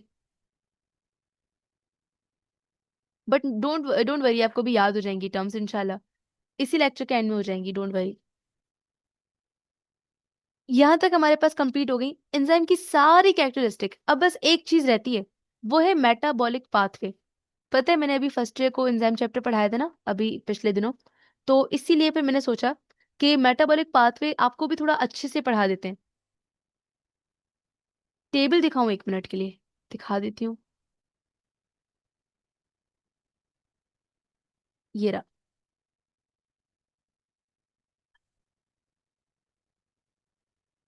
ओके, तो अब हमारे पास आखिरी कैरेक्टरिस्टिक एंजाइम की, विच इज अ मेटाबॉलिक पाथवे। अब उसकी बात करते हैं क्लास। ये अगर आपने समझ लिया ना मतलब आप लोगों ने फर्स्ट ईयर को भी बीट कर दिया।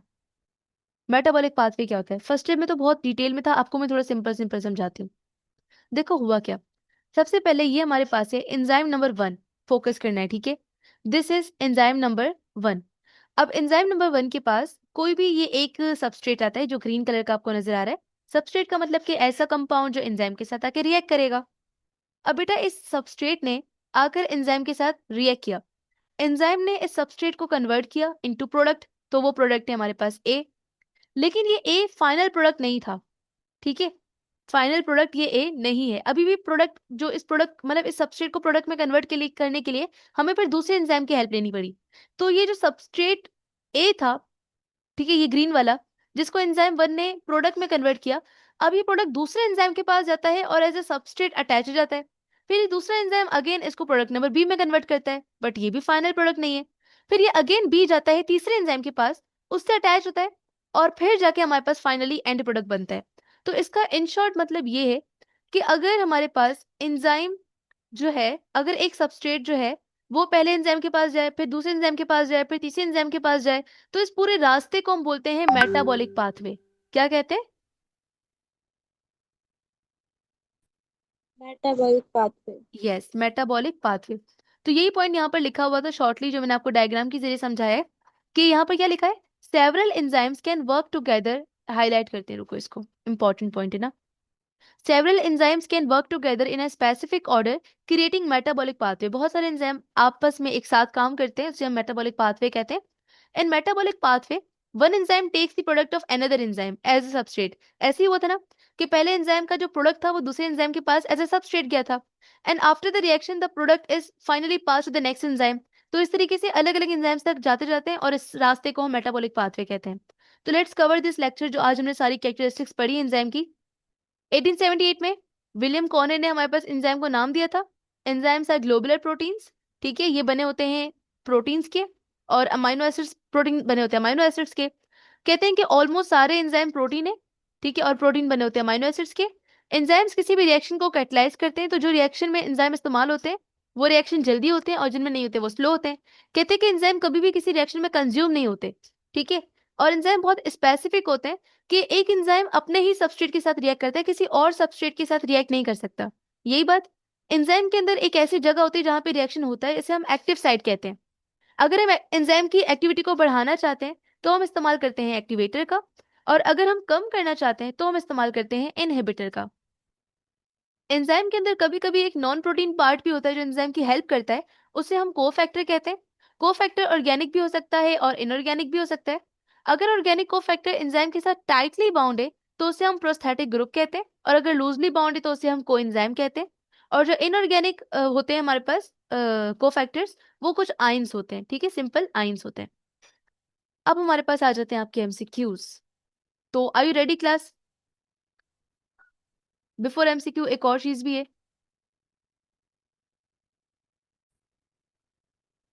ओके, तो now let's move towards the final MCQs of this topic. Characteristics of enzyme के हमारे पास कुछ एमसीक्यूज हैं, उनको सॉल्व करते हैं। तो सबसे पहले हमारे पास एक फर्स्ट क्वेश्चन है। Where is the pen, where is the pen? Just one second.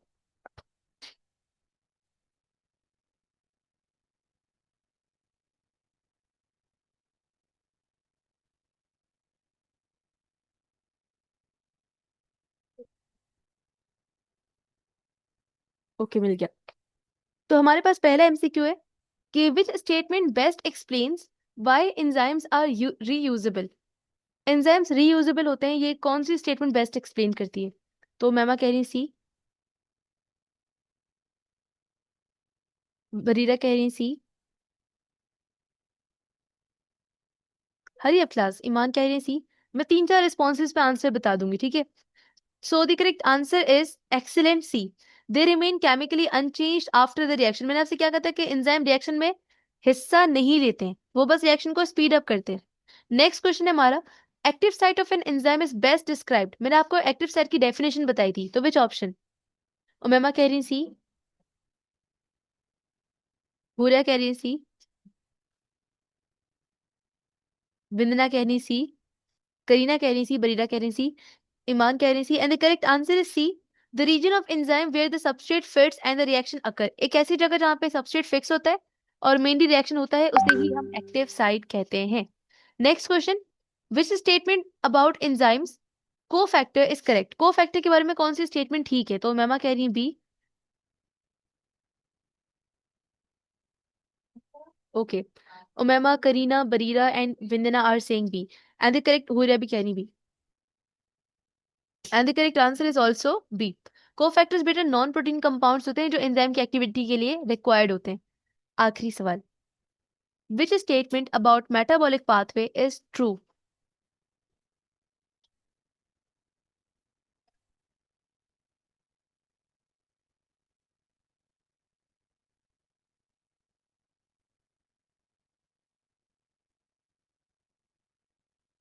तो ईमान कह रही है बी, विंदना कह रही है बी, बरीरा कह रही है बी, हुरिया कह रही है B,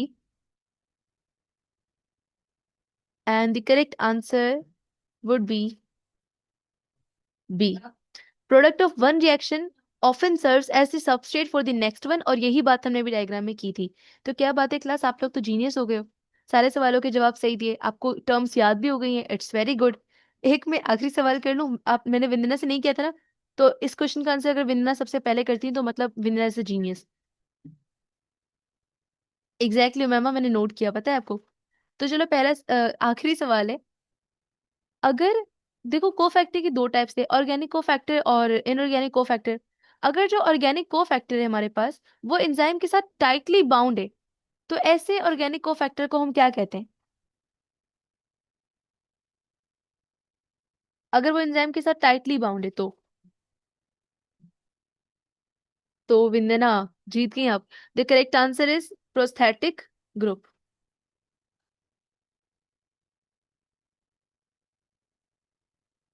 okay, so we are ending the class over here. अल्लाह हाफिज क्लास। आगे क्लास, आज हम लोग डिस्कस करने वाले हैं, लास्ट लेक्चर में हम लोगों ने बात की थी कि एंजाइम्स क्या होते हैं, उनकी कैरेक्टरिस्टिक्स क्या होती हैं। आज हम लोग ये बात करने वाले हैं कि वो कौन से फैक्टर्स हैं, वो कौन से फैक्टर्स हैं जो एंजाइम के रेट को अफेक्ट करते हैं, ठीक है, जो एंजाइम की एक्टिविटी को, एंजाइम के रिएक्शन की स्पीड को अफेक्ट करते हैं। तो दिस इज एसएलओ 6.2.1, जिसमें हम डिस्कस करेंगे डिफरेंट फैक्टर्स को। पहले मैं आपको बता देती हूँ, चार फैक्टर्स हैं जो कि एंजाइम की स्पीड को कम या ज्यादा करते हैं। सबसे पहले हमारे पास आता है टेम्परेचर। टेम्परेचर को बढ़ाने से या कम करने से एंजाइम की एक्टिविटी पर इफेक्ट होता है, ठीक है, क्योंकि आपको पता है कि एंजाइम किसी भी रिएक्शन की स्पीड को ज्यादा करते हैं। अगर आप टेम्परेचर में चेंजिंग करोगे तो या तो इसकी स्पीड एंजाइम कम करेगा या ज्यादा करेगा, मतलब जिससे एंजाइम की रिएक्शन में चेंजिंग आए, ऐसे फैक्टर को हम कहते हैं टेम्परेचर। सेकेंड फैक्टर है हमारे पास पीएच। थर्ड फैक्टर है हमारे पास एंजाइम की कंसंट्रेशन, अगर आप एंजाइम की मिकदार को बढ़ा दो या कम कर दो। और फोर्थ फैक्टर है हमारे पास सबस्ट्रेट की कंसंट्रेशन। तो हम वन बाय वन डिस्कस करेंगे। आज हम लोग डिस्कस करेंगे टेम्परेचर और पीएच को, ठीक है। Let's start with the temperature first. तो अब गौर से मेरी बातें आपने सुनी है, सारी समझने वाली बातें हैं and I would really appreciate अगर आप साथ में नोट भी करें, ठीक है। As we all know that enzymes are made up of protein, और जितने भी प्रोटीन्स होते हैं वो बहुत सेंसिटिव होते हैं टेम्परेचर से। मतलब अगर टेम्परेचर ज्यादा हो जाता है तो प्रोटीन खत्म होने लगते हैं, डिस्ट्रॉय होने लगते हैं। इसका मतलब कि प्रोटीन टेम्परेचर सेंसिटिव है और एंजाइम प्रोटीन से बने हुए हैं। टेम्परेचर चेंज होने से प्रोटीन को अफेक्ट होता है तो मतलब एंजाइम को अफेक्ट होता है। सो एंजाइम की एक्टिविटी डिपेंड करती है टेम्परेचर पे, ठीक है। अब देखो, जब लो टेम्परेचर की हम बात करें, अगर जब टेम्परेचर कम होता है तो एंजाइम के और सबस्ट्रेट के मॉलिक्यूल्स बहुत कम और बहुत स्लो मूव करते हैं। आपको पता है ना कि टेम्परेचर क्या करता है, मॉलिक्यूल्स की मूवमेंट को मतलब डिटरमाइन करता है। ज्यादा टेम्परेचर पे मॉलिक्यूल जल्दी जल्दी मूव करते हैं क्योंकि इनके पास काइनेटिक एनर्जी होती है, और कम टेम्परेचर पे मॉलिक्यूल स्लो स्लो मूव करते हैं, ठीक है। लेट मी रिपीट, ज्यादा टेम्परेचर पे मॉलिक्यूल ज्यादा जल्दी मूव करते हैं काइनेटिक एनर्जी की वजह से, और कम टेम्परेचर पे मॉलिक्यूल स्लो मूव करते हैं काइनेटिक एनर्जी के कम होने की वजह से। तो लो टेम्परेचर पे एंजाइम और सबस्ट्रेट बहुत स्लो स्लो मूव करते हैं। जब स्लो मूव करेंगे तो ऑब्वियसली वो टकराएंगे भी कम, कोलाइड का मतलब क्या होता है, टकराना, तो वो टकराएंगे भी कम। इसीलिए उनकी जो रिएक्शन की स्पीड है, जो रेट ऑफ रिएक्शन है, वो स्लो होगा, ठीक है। लो टेम्परेचर पे एंजाइम और सबस्ट्रेट स्लो मूव करते हैं, इसीलिए वो कम टकराते हैं, कम कोलाइड करते हैं, इसीलिए रिएक्शन की स्पीड स्लो होती है। लेकिन जैसे ही आप टेम्परेचर को बढ़ाते हो, as you rise the temperature, तो मॉलिक्यूल्स के पास आ जाती है काइनेटिक एनर्जी। मॉलिक्यूल्स गेन कर लेते हैं काइनेटिक एनर्जी। जब मॉलिक्यूल्स के पास काइनेटिक एनर्जी आ जाएगी तो उनमें कॉलिजन्स यानी कि टकराना उनका ज्यादा हो जाएगा, कॉलिजन्स बिकम मोर फ्रिक्वेंट, वो ज्यादा टकराएंगे आपस में। और जब वो ज्यादा टकराएंगे तो एंजाइम सबस्ट्रेट को जल्दी जल्दी प्रोडक्ट में कन्वर्ट करेगा, मतलब कि रेट ऑफ रिएक्शन बढ़ जाएगा। ये वाला पॉइंट क्लियर है सबको कि टेम्परेचर कैसे अफेक्ट करता है रेट को? Clear?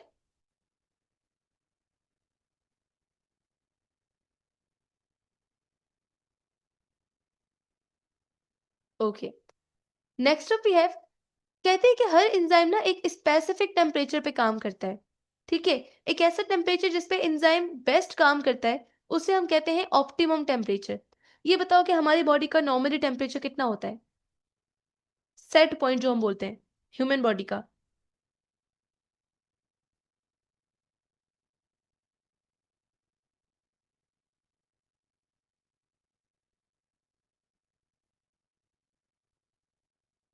What is the set point temperature, जो हमारी बॉडी का एवरेज टेम्परेचर रहता है ह्यूमन बॉडी का, वो कितना होता है? पूरा कह रही है 37 डिग्री सेल्सियस, वंदना कह रही है 37 degree Celsius. Yes, 37 degree Celsius हमारी बॉडी का टेम्परेचर होता है। और जितने भी एंजाइम्स हमारी बॉडी में प्रेजेंट है बेटा, वो इस टेम्परेचर पे बेस्ट काम करते हैं। तो ऐसा टेम्परेचर जिस पे एंजाइम बेस्ट काम करते हैं उसे हम ऑप्टिमम टेम्परेचर कहते हैं। ठीक है, अब याद रखना, अगर आप इस टेम्परेचर को बढ़ाते जाओगे तो होगा क्या? देखो, मैंने आपसे कहा कि टेम्परेचर बढ़ाने से एंजाइम्स जो है ना वो ज्यादा कोलाइड करते हैं, ज्यादा टकराते हैं। अगर टेम्परेचर आपने लिमिट से ज्यादा ही बढ़ा दिया, पहले आप बढ़ाए थे, चलो मॉलिक्यूल्स टकरा रहे थे, रिएक्शन हो रहा था, बट आपने इतना टेम्परेचर बढ़ा दिया कि मॉलिक्यूल्स टकरा टकरा कर अपनी शेप को ही खराब कर दें, तो ऐसी कंडीशन में हम कहते हैं कि एंजाइम हो गया डी नेचर। ठीक है, एंजाइम की शेप का खराब हो जाना कहलाता है एंजाइम का डी नेचर हो जाना। ठीक है, सो दिस मींस कि जो हाई हीट थी उसने एंजाइम के स्ट्रक्चर को ही खराब कर दिया, और पर्टिकुलरली उसकी एक्टिव साइट को खराब कर दिया। हमने क्या कहा था कि रिएक्शन होता है एक्टिव साइट पे। सोचो अगर एक्टिव साइट ही खराब हो जाए, फॉर एग्जाम्पल ये एक एंजाइम था और ये थी उसकी एक्टिव साइट, जब आपने टेम्परेचर बढ़ाया तो मॉलिक्यूल्स कोलाइड कर करके एंजाइम ऐसे से कुछ इस तरीके का हो गया, तो मतलब उसकी एक्टिव साइट खराब हो गई, अब वो रिएक्शन नहीं कर सकता। तो ऐसे एंजाइम को हम कहते हैं डी नेचर एंजाइम। ठीक है, once the active site changes, एक दफा एक्टिव साइट चेंज हो गई तो फिर सबस्ट्रेट फिट नहीं हो पाएगा, क्योंकि सबस्ट्रेट कहाँ पे आके अटैच होता था? एक्टिव साइट पे। जब एक्टिव साइट ही खराब हो जाएगी तो सबस्ट्रेट कहाँ पे आके अटैच होगा? तो एंजाइम काम करना रोक देता है, और ये कंडीशन परमानेंट होती है। इसीलिए कहते हैं कि हाई टेम्परेचर पे एंजाइम्स जो है ना उनकी एक्टिविटी जीरो की तरफ पहुंच जाती है। एग्जाम्पल देती हूँ मैं आप लोगों को इसकी, और भी मैं आपको समझाती हूँ। सबसे पहले एग्जाम्पल है, हमारे पास एक एंजाइम है जिसका नाम है कैटलेज। हम कल ही इस कैटलेज की बात कर रहे थे। तो कैटलेज पता है कहाँ होता है? कैटलेज होता है आपके लिवर में, ये की एडिशनल बात मैं आपको बता रही हूँ। तो खैर, कैटलेज एंजाइम लिवर के अंदर होता है, और ये क्या करता है, तो ये जो अपनी एक्टिविटी है मैं आपको वो भी बता देती हूँ। ये हाइड्रोजन पर ऑक्साइड को कन्वर्ट करता है लेस हार्मफुल सब्सटेंसेस में। ठीक है, एक सेकेंड, गौर से सुनना है, ठीक है, इंपॉर्टेंट पॉइंट है। एक मिनट,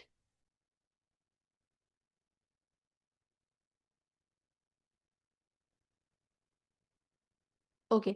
तो catalase is present in our liver, और वहां पर ये कन्वर्ट करता है हाइड्रोजन पर ऑक्साइड को, हाइड्रोजन पर ऑक्साइड को इनटू लेस हार्मफुल सब्सटेंसेस, क्योंकि ये बहुत नुकसानदा होता है तो हमारी बॉडी को इससे डैमेज होता है। अब खैर, ये तो इसका फंक्शन था। जो कैटलिस्ट एंजाइम है, ऑब्वियसली अगर वो हमारी बॉडी में है, लिवर में, तो वो भी बेस्ट काम कितने टेम्परेचर पे करेगा? जो हमारी बॉडी का टेम्परेचर होता है, and that is 37 degree Celsius. अगर आप टेम्परेचर को इस टेम्परेचर से कम कर दोगे तो भी तो एंजाइम स्लो काम करेगा, और अगर आप इस टेम्परेचर को बढ़ा दोगे 45 से 50 तक ले जाओगे तो एंजाइम डी नेचर हो जाएगा। डी नेचर का मतलब कि अपने फंक्शन को लॉस कर देगा और एंजाइम खत्म हो जाएगा। सो this is the effect of temperature on enzyme. एक दफा मैं इससे बुक से भी आपको मेन पॉइंट्स बताऊंगी, but let me know first कि आपको ये कंसेप्ट क्लियर है? कोई सवाल इसमें? एनी क्वेश्चन बेटा, कोई कंफ्यूजन, कोई पॉइंट ऐसा जो क्लियर ना हुआ हो?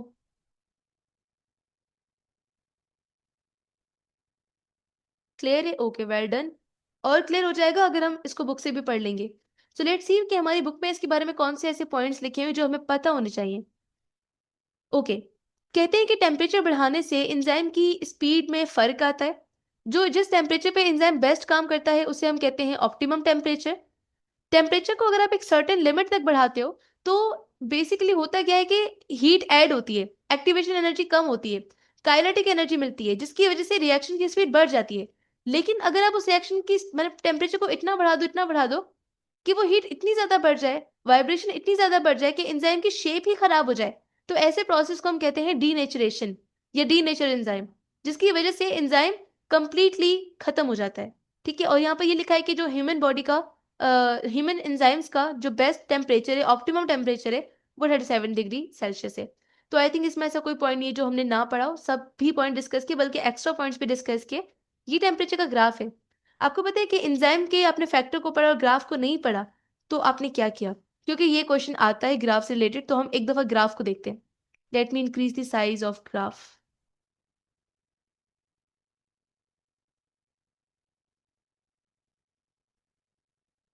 इसको यहाँ रखते हैं।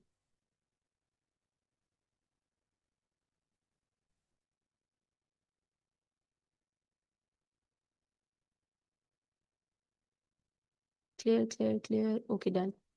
बेटा अब जरा गौर से देखना, ठीक है? ये एक्स एक्सिस है, मैंने आपको फिजिक्स में भी ये पढ़ाया था, अगर आप लोग को याद है तो। This is X axis and this is Y axis, ठीक है?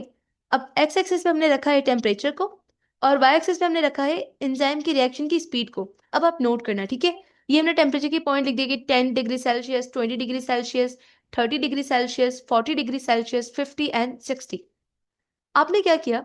सबसे पहले रिएक्शन में आपने टेम्परेचर को 10 से, पहला 10 था तो रिएक्शन बिल्कुल स्लो था, फिर आपने 20 हीट दे दी, 20, तो रिएक्शन थोड़ा सा फास्ट हुआ। आपने 30 डिग्री सेल्सियस टेम्परेचर प्रोवाइड किया, तो हुआ क्या कि एंजाइम के मॉलिक्यूल्स को काइनेटिक एनर्जी मिली, और हमने कहा था कि काइनेटिक एनर्जी मिलने से मूवमेंट होती है और रिएक्शन जल्दी होता है।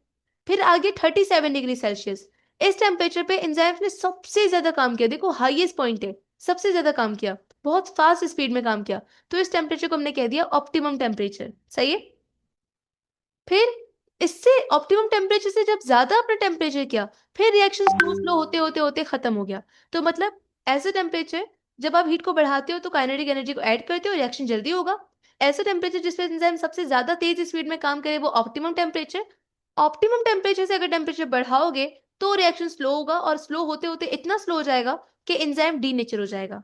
तो this is the effect of temperature on enzyme. हमने सारे पॉइंट्स को बहुत क्लियरली डिस्कस किया है। अब हम कुछ एमसीक्यूज आपसे पूछते हैं, ठीक है? तो we have 5 MCQs। Let's start with the first one. तो पहला सवाल हमारा ये है कि what happens to the rate of enzyme activity as temperature increases up to the optimum level. अगर टेम्परेचर को ऑप्टिमम लेवल से बढ़ा दिया जाए तो एंजाइम की एक्टिविटी पर क्या अफेक्ट आता है?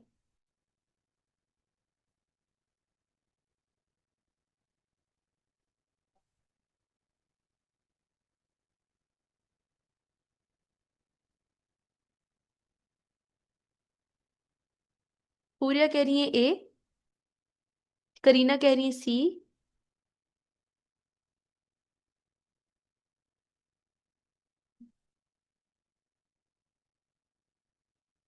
विंदना इज सेइंग ए, हरियर क्लास, उमेमा कह रही है ए।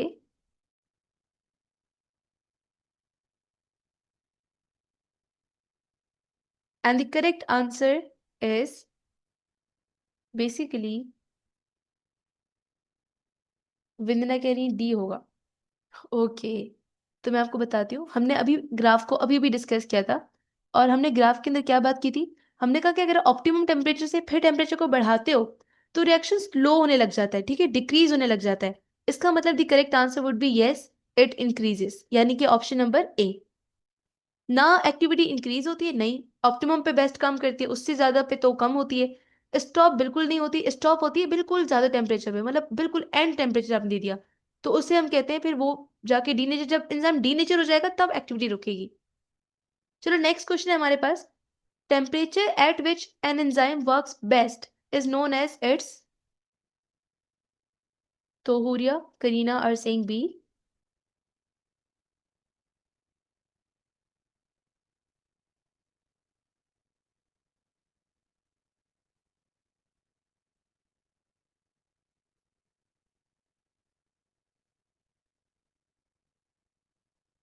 उमेमा कह रही है बी, विंदना कह रही है B, and the correct answer is, एक ऐसा टेम्परेचर जिसपे एंजाइम बेस्ट काम करता है बेटा, वो कहलाता है एग्जैक्टली ऑप्टिमम टेम्परेचर। शाबाश, तीसरा सवाल, ये बताओ कि अगर हम टेम्परेचर को बहुत बढ़ा दें, बहुत हाई, वेरी हाई टेम्परेचर, तो उस पे एंजाइम क्या हो जाता है?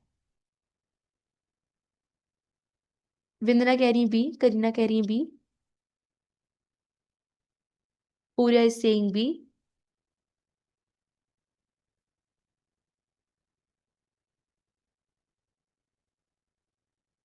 And the correct answer is yes. अगर बहुत हाई टेम्परेचर देते हैं तो बेटा एंजाइम डी नेचर हो जाते हैं, ठीक है, they denature. Okay, we have the second last question over. Let's see कि आप कैसे आंसर करते हो। तो second last question is, why does enzyme activity slow down at low temperature पे? लो टेम्परेचर पे एंजाइम की एक्टिविटी इतनी कम क्यों हो जाती है? तो Kareena and Vandana are saying C, पूरा कह रही है C, Umaima,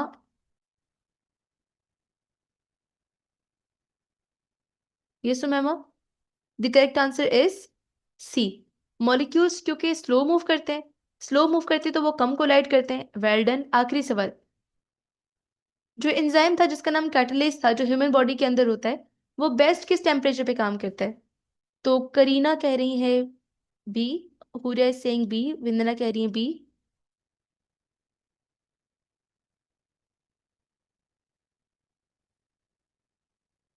and the correct answer is B, 37 degree Celsius. तो क्लास ये था हमारे पास टेम्परेचर का इफेक्ट। आई होप कि आपको क्लियर हो गया और बहुत अच्छे आंसर्स दिए आपने। Well done for your responses. अब चलते हैं आखिरी फैक्टर, ये थोड़ा इजी भी है। That is basically effect of pH on enzyme activity. तो पहले मैं आपसे पूछना चाहती हूँ, ये बताओ कि पीएच की फुल फॉर्म क्या है? What is pH?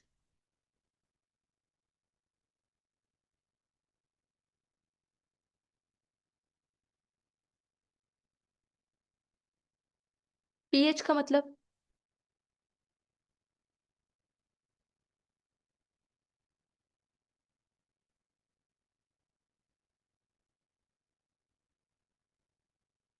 Potential of hydrogen. Yes, pH का मतलब होता है पोटेंशियल ऑफ हाइड्रोजन, या फिर हम इसको कॉमनली कहते हैं पावर ऑफ हाइड्रोजन, ठीक है। देखो पीएच का एंजाइम के ऊपर क्या इफेक्ट होता है। तो अच्छा, पीएच के बारे में एक और बात बता दूं मैं आपको। पीएच का स्केल होता है एक, ठीक है। पीएच 0 से शुरू होती है और 14 पर एंड होती है, लाइक 0, 1, 2, 3, 4, 5, 6, 7, 8, 9, 10, 11, 12, 13 एंड 14। तो पीएच स्केल स्टार्ट होता है 0 से और एंड होता है 14 पे। कहते हैं कि कोई भी सब्सटेंस, कोई भी सॉल्यूशन, बेटा अगर उसकी पीएच 0 से लेकर 6 तक है तो वो सब्सटेंस होगा एसिड, ठीक है। एसिड्स की जो पीएच होती है वो 0 से 6 के बीच में होती है, ठीक है। अगर किसी सब्सटेंस की पीएच 7 है तो वो होता है न्यूट्रल। और अगर किसी सब्सटेंस की पीएच 8 यानी कि 8 से लेकर 14 तक है तो बताओ वो क्या होगा? दैट वुड बी अल्कली, या हम उसको बेस कहते हैं, तो दैट वुड बी बेस। तो एसिड्स, न्यूट्रल और बेसिस, ये सब कुछ हमें पीएच से पता चलता है। खैर, कहते हैं कि एंजाइम्स जो है ना वो पीएच के ऊपर भी डिपेंड करते हैं। दिस इज एसएलओ 6.2.2 कि what is the effect of pH on enzyme activity. जैसे कि एंजाइम्स का टेम्परेचर भी ऑप्टिमम था, ऐसे ही एंजाइम्स की एक ऑप्टिमम पीएच भी होती है, ठीक है। मतलब उस पीएच पे वो बेस्ट काम करता है। पीएच का मतलब एंजाइम के ऊपर कैसे इफेक्ट आता है तो ये भी मैं आपको बता दूं। देखो किसी भी सॉल्यूशन की जो पीएच है वो कैसे इफेक्ट करती है, लाइक आपको पता है कि एंजाइम की एक एक्टिव साइट होती है, एंजाइम की एक अच्छी सी शेप होती है। अगर पीएच में चेंज आता है तो एंजाइम की शेप खराब हो जाती है। जब शेप खराब हो जाती है तो वो काम ही नहीं करेगा। हर एंजाइम की एक सर्टेन पीएच होती है जो उस पे ही काम करता है, मतलब उससे अलग पीएच पे काम नहीं करता। फॉर एग्जाम्पल, ये बताओ कि हमारे स्टमक में क्या होता है, एसिड या बेस? स्टमक कंटेन एसिड और बेस। तो हुरिया कह रही है एसिड, एग्जैक्टली। और उस एसिड का नाम होता है HCl। तो बेटा एक एंजाइम है जो हमारे स्टमक में होता है जिसका नाम होता है पेप्सिन, ठीक है। अब पेप्सिन एक एंजाइम है जो कि एसिडिक कंडीशन में बेस्ट काम करता है क्योंकि स्टमक के अंदर HCl होता है, हाइड्रोक्लोरिक एसिड होता है। तो क्या बात हुई कि मतलब हर एंजाइम एक सर्टेन एनवायरनमेंट में एक सर्टेन पीएच में काम करता है। अगर आप पेप्सिन को बेस वाले एनवायरनमेंट में रख दोगे तो वहां पे काम नहीं करेगा। इसी तरह से हमारी स्मॉल इंटेस्टाइन में एक एंजाइम होता है, उसका नाम होता है ट्रिप्सिन। अब ट्रिप्सिन किस एनवायरनमेंट के अंदर काम करते हैं? तो बेटा ट्रिप्सिन काम करता है अल्कलाइन कंडीशन के अंदर। जैसे कि हमारा स्टमक था तो वो एसिडिक होता है, हमारी इंटेस्टाइन अल्कलाइन होती है, बेसिक होती है। सिंपली आप कह लो कि स्टमक के अंदर एसिड है और हमारी इंटेस्टाइन के अंदर बेस होती है। इसीलिए ऐसा एंजाइम जो स्टमक में बेस्ट काम करता है तो वो बेसिकली एसिडिक मीडियम में बेस्ट काम करता है, दैट इज पेप्सिन। और ऐसा एंजाइम जो इंटेस्टाइन में बेस्ट काम करता है वो बेसिक मीडियम में बेस्ट काम करता है, दैट इज ट्रिप्सिन। अगर आप पेप्सिन को इंटेस्टाइन के अंदर भेजोगे तो वहां पे काम नहीं करेगा, अगर आप ट्रिप्सिन को स्टमक में भेजोगे तो वहां पे काम नहीं करेगा।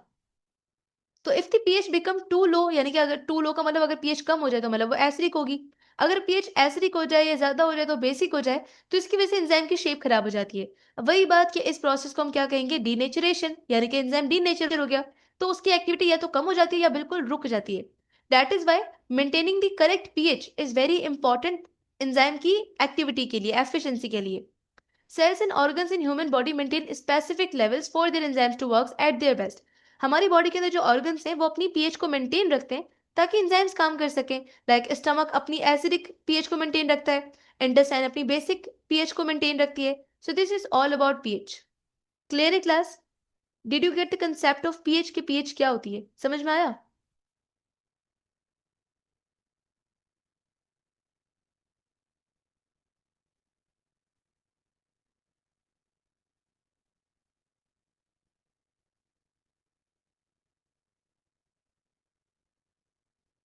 यस क्लास, पीएच क्लियर है या कोई क्वेश्चन है? You can ask me.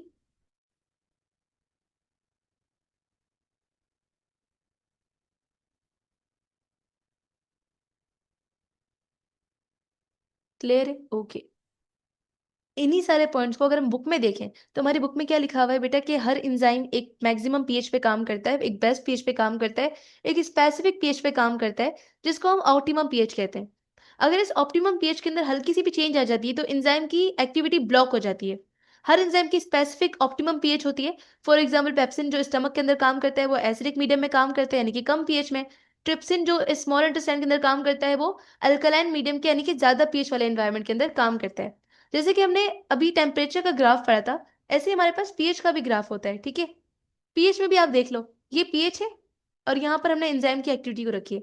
इन ये मतलब अगर पीएच को आप इंक्रीज करते हो तो ये जो ऑप्टिमम, यानी कि जहां पर ऐसी पीएच जहां पे एंजाइम बेस्ट काम कर रहा है, वो कहलाती है ऑप्टिमम पीएच। ऑप्टिमम पीएच से अगर पीएच बढ़ेगी तो एंजाइम की एक्टिविटी स्लो हो जाएगी। सो दिस इज ऑल।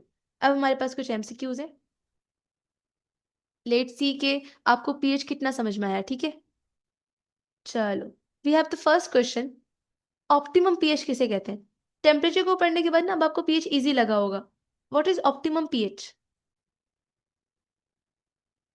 करीना कह रही है B.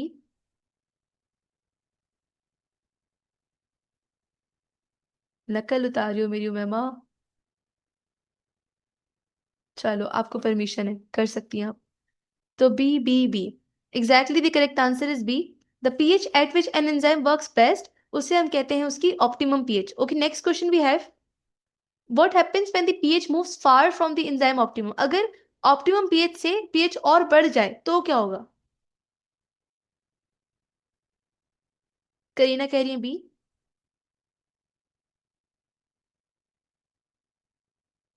Umaima is saying B.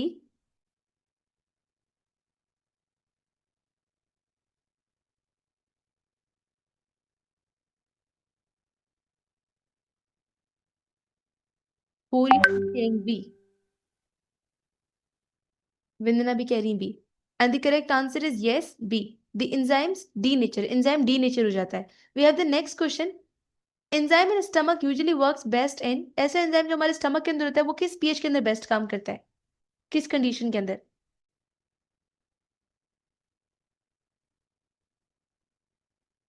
तो करीना कह रही है ए, वंदना कह रही है ए, हूरिया कह रही है A, and Umema. The correct answer is yes, acidic medium में बेस्ट काम करता है। फोर्थ क्वेश्चन यानी कि सेकंड लास्ट क्वेश्चन, ये बताओ कि जो स्मॉल इंटेस्टाइन के अंदर था एंजाइम वो किसमें बेस्ट काम करता है? करीना कह रही है बी, उमैमा कह रही है बी, विंदना कह रही है बी, हुरिया कह रही है बी। यस, अल्कलाइन पीएच में बेस्ट काम करता है। Now we have the last question, ठीक है? So the last question is, low temperature मतलब वो कौन सी प्रॉपर्टी है एंजाइम की जो अफेक्ट होती है पीएच के अंदर चेंजेस आने से? करीना कह रही है B.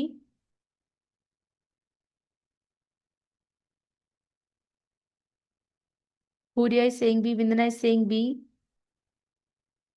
and the correct answer is G. उसकी मिस शेप बी। खराब हो जाती है। बिल्कुल, बी।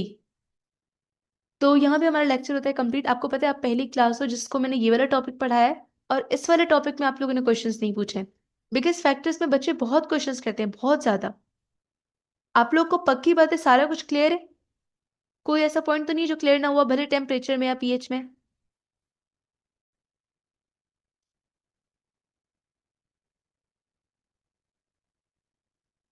नहीं। ओके। अच्छा, मैं ये कह रही थी कि पक्की बातें क्लियर है। ओके, वेल डन,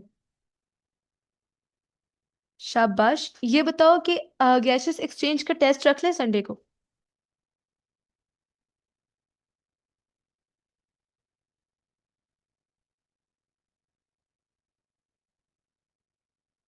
मेरे पास टेस्ट के लिए संडे का टाइम है इस week.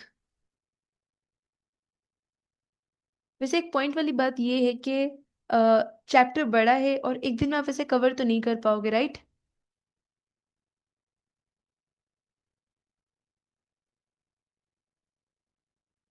C, we have two options, ठीक है? या तो हम लोग गैशियस एक्सचेंज का, गैशियस एक्सचेंज, क्योंकि वैसे तो आप लोग पढ़ोगे नहीं, मैं आप लोग अच्छे से जानती हूँ, तो या तो यही टेस्ट हम रख सकते हैं संडे को, यानी कि कल, या हम ये टेस्ट रख सकते हैं नेक्स्ट सैटरडे को, यानी कि next week. So what's your idea? सोचने के लिए टाइम लेते हैं विंदना, एकदम से टाइप नहीं कर देते हैं, लगता है पहले से टाइप करके रखा होता आपने। तो विंदना एंड करीना कह रही है next Saturday,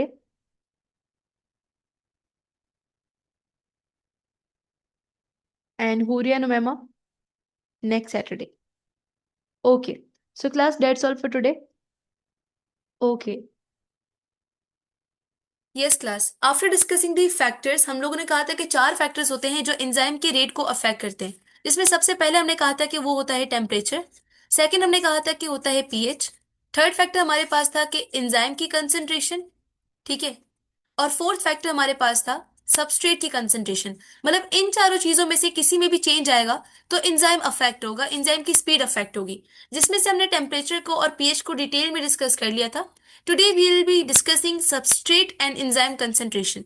so let's start the lecture which is about relationship between rate of enzyme. अच्छा, ये भी हमें पढ़ना था, वो अभी आगे है। Basically the effect of substrate and enzyme concentrations. तो पहले हम बात करेंगे इफेक्ट ऑफ सबस्ट्रेट कंसंट्रेशन। बेटा, कंसंट्रेशन का मतलब पता है आपको? What does mean by concentration?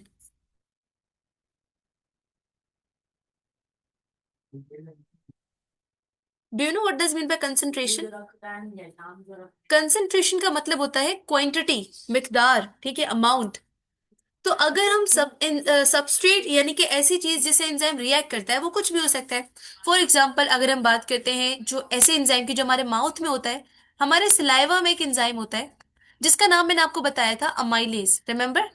अब अमाइलेज क्या करता है बेटा? वो स्टार्च को तोड़ता है, स्टार्च को ब्रेक डाउन करता है। मतलब कि अमाइलेज का जो सबस्ट्रेट है बेसिकली वो स्टार्च है ना?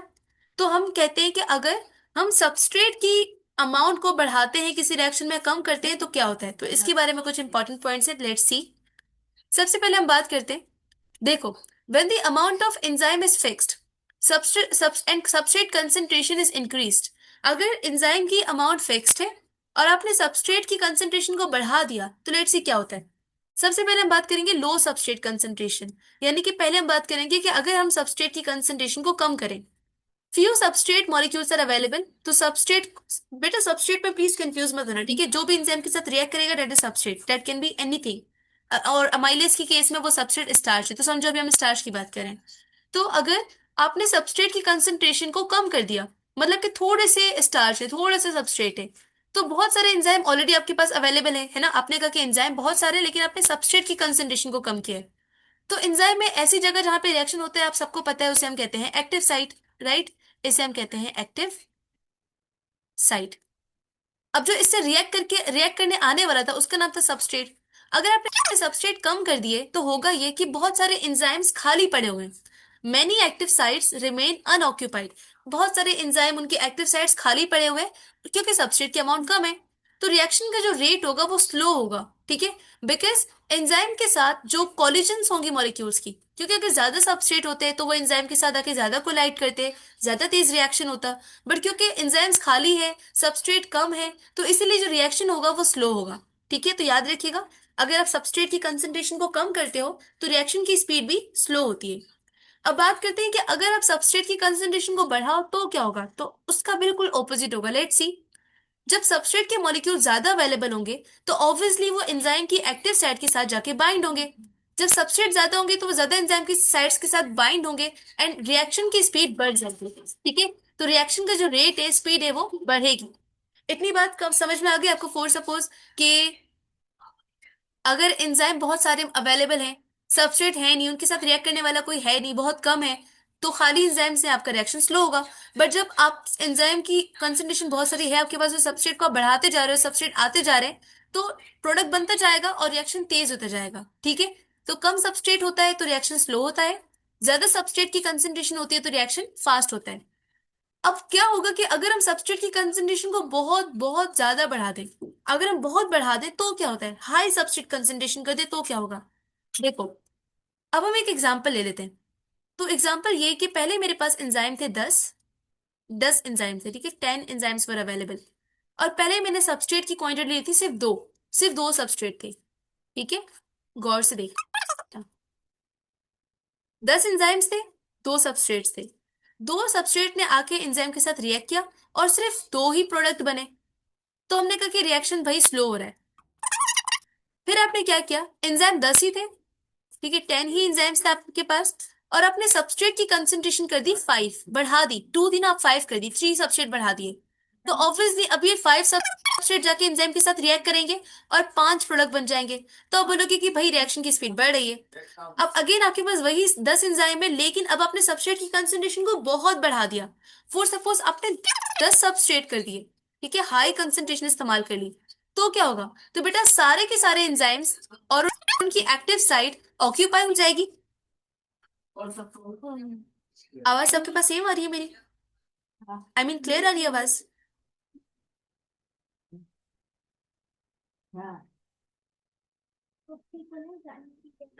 आवाज क्लियर नहीं है?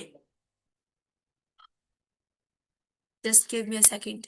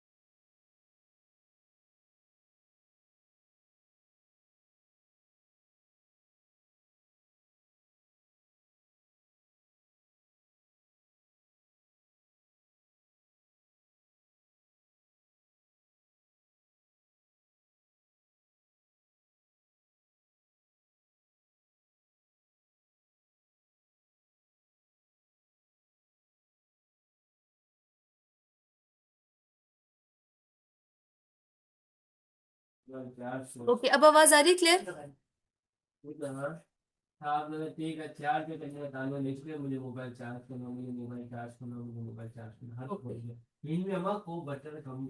Let's move forward. अब बात करते हैं पॉइंट की जो हम कर रहे थे। तो 10 एंजाइम्स थे आपके पास, आपने दो सबस्ट्रेट रखे, दो प्रोडक्ट बने, रिएक्शन स्लो है। 10 एंजाइम थे, 5 सबस्ट्रेट के, आपने सबस्ट्रेट को थोड़ा सा और बढ़ा दिया, 5 प्रोडक्ट बने, रिएक्शन की स्पीड बढ़ गई। लेकिन अगर आपके पास 10 एंजाइम हो और आप 10 सबस्ट्रेट इस्तेमाल करो, यानी कि आपने सबस्ट्रेट की कंसंट्रेशन को बहुत बढ़ा दिया, तो होगा क्या, पूरे के पूरे 10 एंजाइम 10 सबस्ट्रेट से ऑक्यूपाई हो जाएंगे, है ना। और ऐसे पॉइंट को हम कहते हैं सैचुरेशन। क्या कहते हैं? सैचुरेशन। इसकी एक और एग्जांपल भी मैं अभी आपको दूंगी, ठीक है। इस पॉइंट को हम कहते हैं सैचुरेशन। उसके बाद अगर आप कितने भी सबस्ट्रेट बढ़ाओ तो बेटा रिएक्शन की स्पीड नहीं बढ़ेगी। इसका रीजन ये है कि अब अगर आप सबस्ट्रेट 12 भी करते हो, आपने 12 सबस्ट्रेट भी कर दिए, तो एंजाइम तो 10 ही थे, उनको तो सब सबस्ट्रेट ने मतलब जितने भी सबस्ट्रेट उन्होंने तो ऑक्यूपाई कर दिया। अब ये तो सबस्ट्रेट जो है ना, जो आपने 10 के साथ 2 और बढ़ाए, तो ये किसके साथ रिएक्ट करेंगे? ये बेचारे तो खाली होंगे। सो दिस इज द पॉइंट कि अगर ऐसा पॉइंट आ जाए जिस पॉइंट पर सारे के सारे एंजाइम्स और उनके एक्टिव साइट्स ऑक्यूपाई हो जाए, तो ऐसे पॉइंट को हम सैचुरेशन पॉइंट कहते हैं। उस पॉइंट के बाद आप कितनी भी सबस्ट्रेट बढ़ा दो, रिएक्शन की स्पीड नहीं बढ़ेगी। ये सेम पॉइंट जो आपने 8 क्लास में पढ़ा होगा कि एक पानी का ग्लास है, उसमें आपने पहले चीनी डाली, वो डिजोल्व हो गई, फिर और डाली, वो भी डिजोल्व हो गई, फिर और डाली, फिर आपने इतनी चीनी डाली कि वो पानी के अंदर डिजोल्व हो गई। उसके बाद अगर आप और चीनी को डिजोल्व करना चाहते हो तो वो नहीं होगी, क्योंकि जितने पानी में डिजोल्व हो सकती थी वो हो गई, और उसको हमने कहा था पॉइंट ऑफ सैचुरेशन, याद है? तो एंजाइम्स और सबस्ट्रेट में भी ऐसा ही होता है कि पहले सबस्ट्रेट बढ़ाया, रिएक्शन बढ़ा, और बढ़ाया, बढ़ा, लेकिन ऐसा पॉइंट जिसपे सबस्ट्रेट एंजाइम के इक्वल हो गए और सारे एंजाइम्स और उनके एक्टिव साइट ऑक्यूपाई हो गई बेटा, उसके बाद आप कितने भी सबस्ट्रेट बढ़ा लो, रिएक्शन की स्पीड सेम ही रहेगी, वो इंक्रीज नहीं होगी। सो इज इट क्लियर कि सबस्ट्रेट की कंसेंट्रेशन का क्या इफेक्ट होता है एंजाइम पर और उसके रेट पर? सबको क्लियर है? कोई सवाल?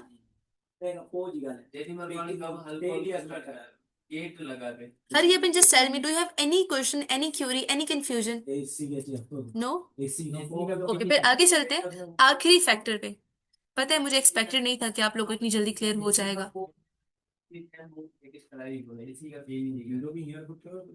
क्या बात है। So we have the last factor and that is effect of enzyme concentration. ये बात मैं इसलिए कह रही हूँ क्योंकि ये टॉपिक फर्स्ट ईयर में भी चल रहा है ना, तो they had very queries, but अगर आपको बहुत अच्छे से क्लियर हुआ है so it's a good point, plus point, right?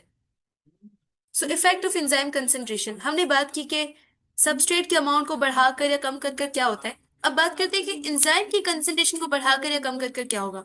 एक बार आपको सबस्ट्रेट वाली बात समझ में आ गई ना, तो आपको ये भी बिल्कुल क्लियर हो जाएगी। लेट्स सी अब ये क्या होगा, ये कब होगा। मतलब जब हमने बात की थी सबस्ट्रेट की, तो हमने एंजाइम की एक फिक्स्ड अमाउंट रखी थी, याद है? When we were talking about substrate concentration, तो हमने एंजाइम की क्वांटिटी फिक्स्ड रखी थी, है ना? When substrate concentration is in excess and enzyme concentration is varied, तो एंजाइम की कंसेंट्रेशन की बात हम कब करेंगे? जब सबस्ट्रेट बहुत सारा हो, एक्सेस अमाउंट में हो, और एंजाइम की क्वांटिटी को आप चेंज करते जाओगे। तो पहले बात करते हैं एट लो एंजाइम कंसेंट्रेशन। जब एंजाइम की कंसेंट्रेशन कम हो तो क्या होगा? तो बेटा देखो, सबस्ट्रेट कितने भी हो, लेकिन अगर एंजाइम कम है तो ऑब्वियसली रिएक्शन तो एंजाइम के साथ होगा ना। तो अगर कम एंजाइम होंगे तो मतलब कम एक्टिव साइट्स है। जब कम एक्टिव साइट्स होंगी तो रिएक्शन स्लो होगा, ठीक है? जब एंजाइम कम होंगे तो रिएक्शन कम होगा, क्योंकि एंजाइम कम है तो एक्टिव साइट नहीं है रिएक्ट करने के लिए, तो रिएक्शन का रेट यानी कि स्पीड स्लो रहेगी। फिर जैसे ही आप एंजाइम की कंसेंट्रेशन को बढ़ाते हो, as you increase the concentration of enzyme, तो फिर ज्यादा एक्टिव साइट्स होंगी, ज्यादा अवेलेबल एक्टिव साइट्स होंगी, तो जितने भी सबस्ट्रेट आएंगे वो एक्टिव साइट के साथ रिएक्ट करते जाएंगे और प्रोडक्ट में कन्वर्ट होते जाएंगे। इसका मतलब कि रिएक्शन बढ़ता जाएगा, बढ़ता जाएगा। बट क्या हो कि अगर आप एंजाइम की कंसेंट्रेशन को बहुत हाई कर दो, बहुत इंक्रीज कर दो, तो बेटा सेम फैक्टर आ जाएगा। अब जरा देखना, सबस्ट्रेट क्योंकि आपके पास एक लिमिटेड अमाउंट में थे, ठीक है, the substrate may become limiting, not enough substrate to use all enzyme sites, and the reaction rate stops increasing further. Again एक ऐसा पॉइंट आ जाएगा जिसमें जो आपके पास सबस्ट्रेट होंगे वो लिमिटिंग हो जाएंगे। अब एंजाइम्स तो बहुत सारे हैं आपके पास, एंजाइम और उनके एक्टिव साइट्स तो बहुत सारी हैं, लेकिन अगर उसके साथ रिएक्ट करने वाला सबस्ट्रेट ही नहीं है तो रिएक्शन की स्पीड कैसे बढ़ेगी? तो याद रखना, when we talk about the substrate concentration, तो हमने उसमें बात की थी सैचुरेशन पॉइंट की। सैचुरेशन पॉइंट एक ऐसा पॉइंट था जिसमें जितने एंजाइम थे, ठीक है, उतने ही सबस्ट्रेट हो गए थे, तो रिएक्शन सबस्ट्रेट की कंसेंट्रेशन की जब भी हम बात करेंगे तो हमारे पास जो पॉइंट आता है उसे हम कहते हैं सैचुरेशन पॉइंट, और एंजाइम की कंसेंट्रेशन की जब हम बात करते हैं तो हमारे पास जो पॉइंट आता है उससे हम कहते हैं लिमिटिंग पॉइंट, ठीक है, लिमिटिंग पॉइंट। अब एक दफा इसको बुक से देख लेंगे कि कोई ऐसा पॉइंट रहता तो नहीं जिसको हमने डिस्कस ना किया हो।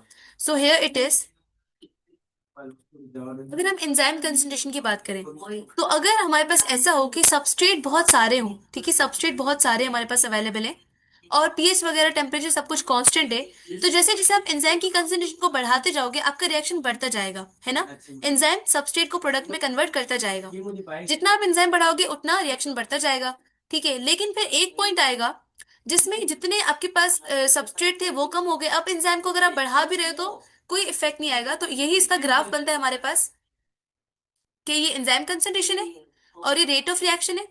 देखो, आप एंजाइम को बढ़ाते गए रिएक्शन बढ़ता गया, एंजाइम बढ़ाते गए रिएक्शन बढ़ता गया, एंजाइम बढ़ाते गए रिएक्शन बढ़ता गया, एक पॉइंट आ जाएगा कांस्टेंट, जिसपे ऐसा होगा कि सबस्ट्रेट लिमिटिंग हो जाएंगे, मतलब अब सबस्ट्रेट कम हो गए, एंजाइम आप बढ़ाते जाओगे, रिएक्शन बढ़ता जाएगा, तो ये कुछ इस तरीके से बन जाएगा। लेकिन अगर ऐसा हो कि सबस्ट्रेट अनलिमिटेड है, सबस्ट्रेट बहुत सारे हैं, तो भले आप रिएक्शन जितना एंजाइम बढ़ाओगे आपका रिएक्शन बढ़ता ही जाएगा।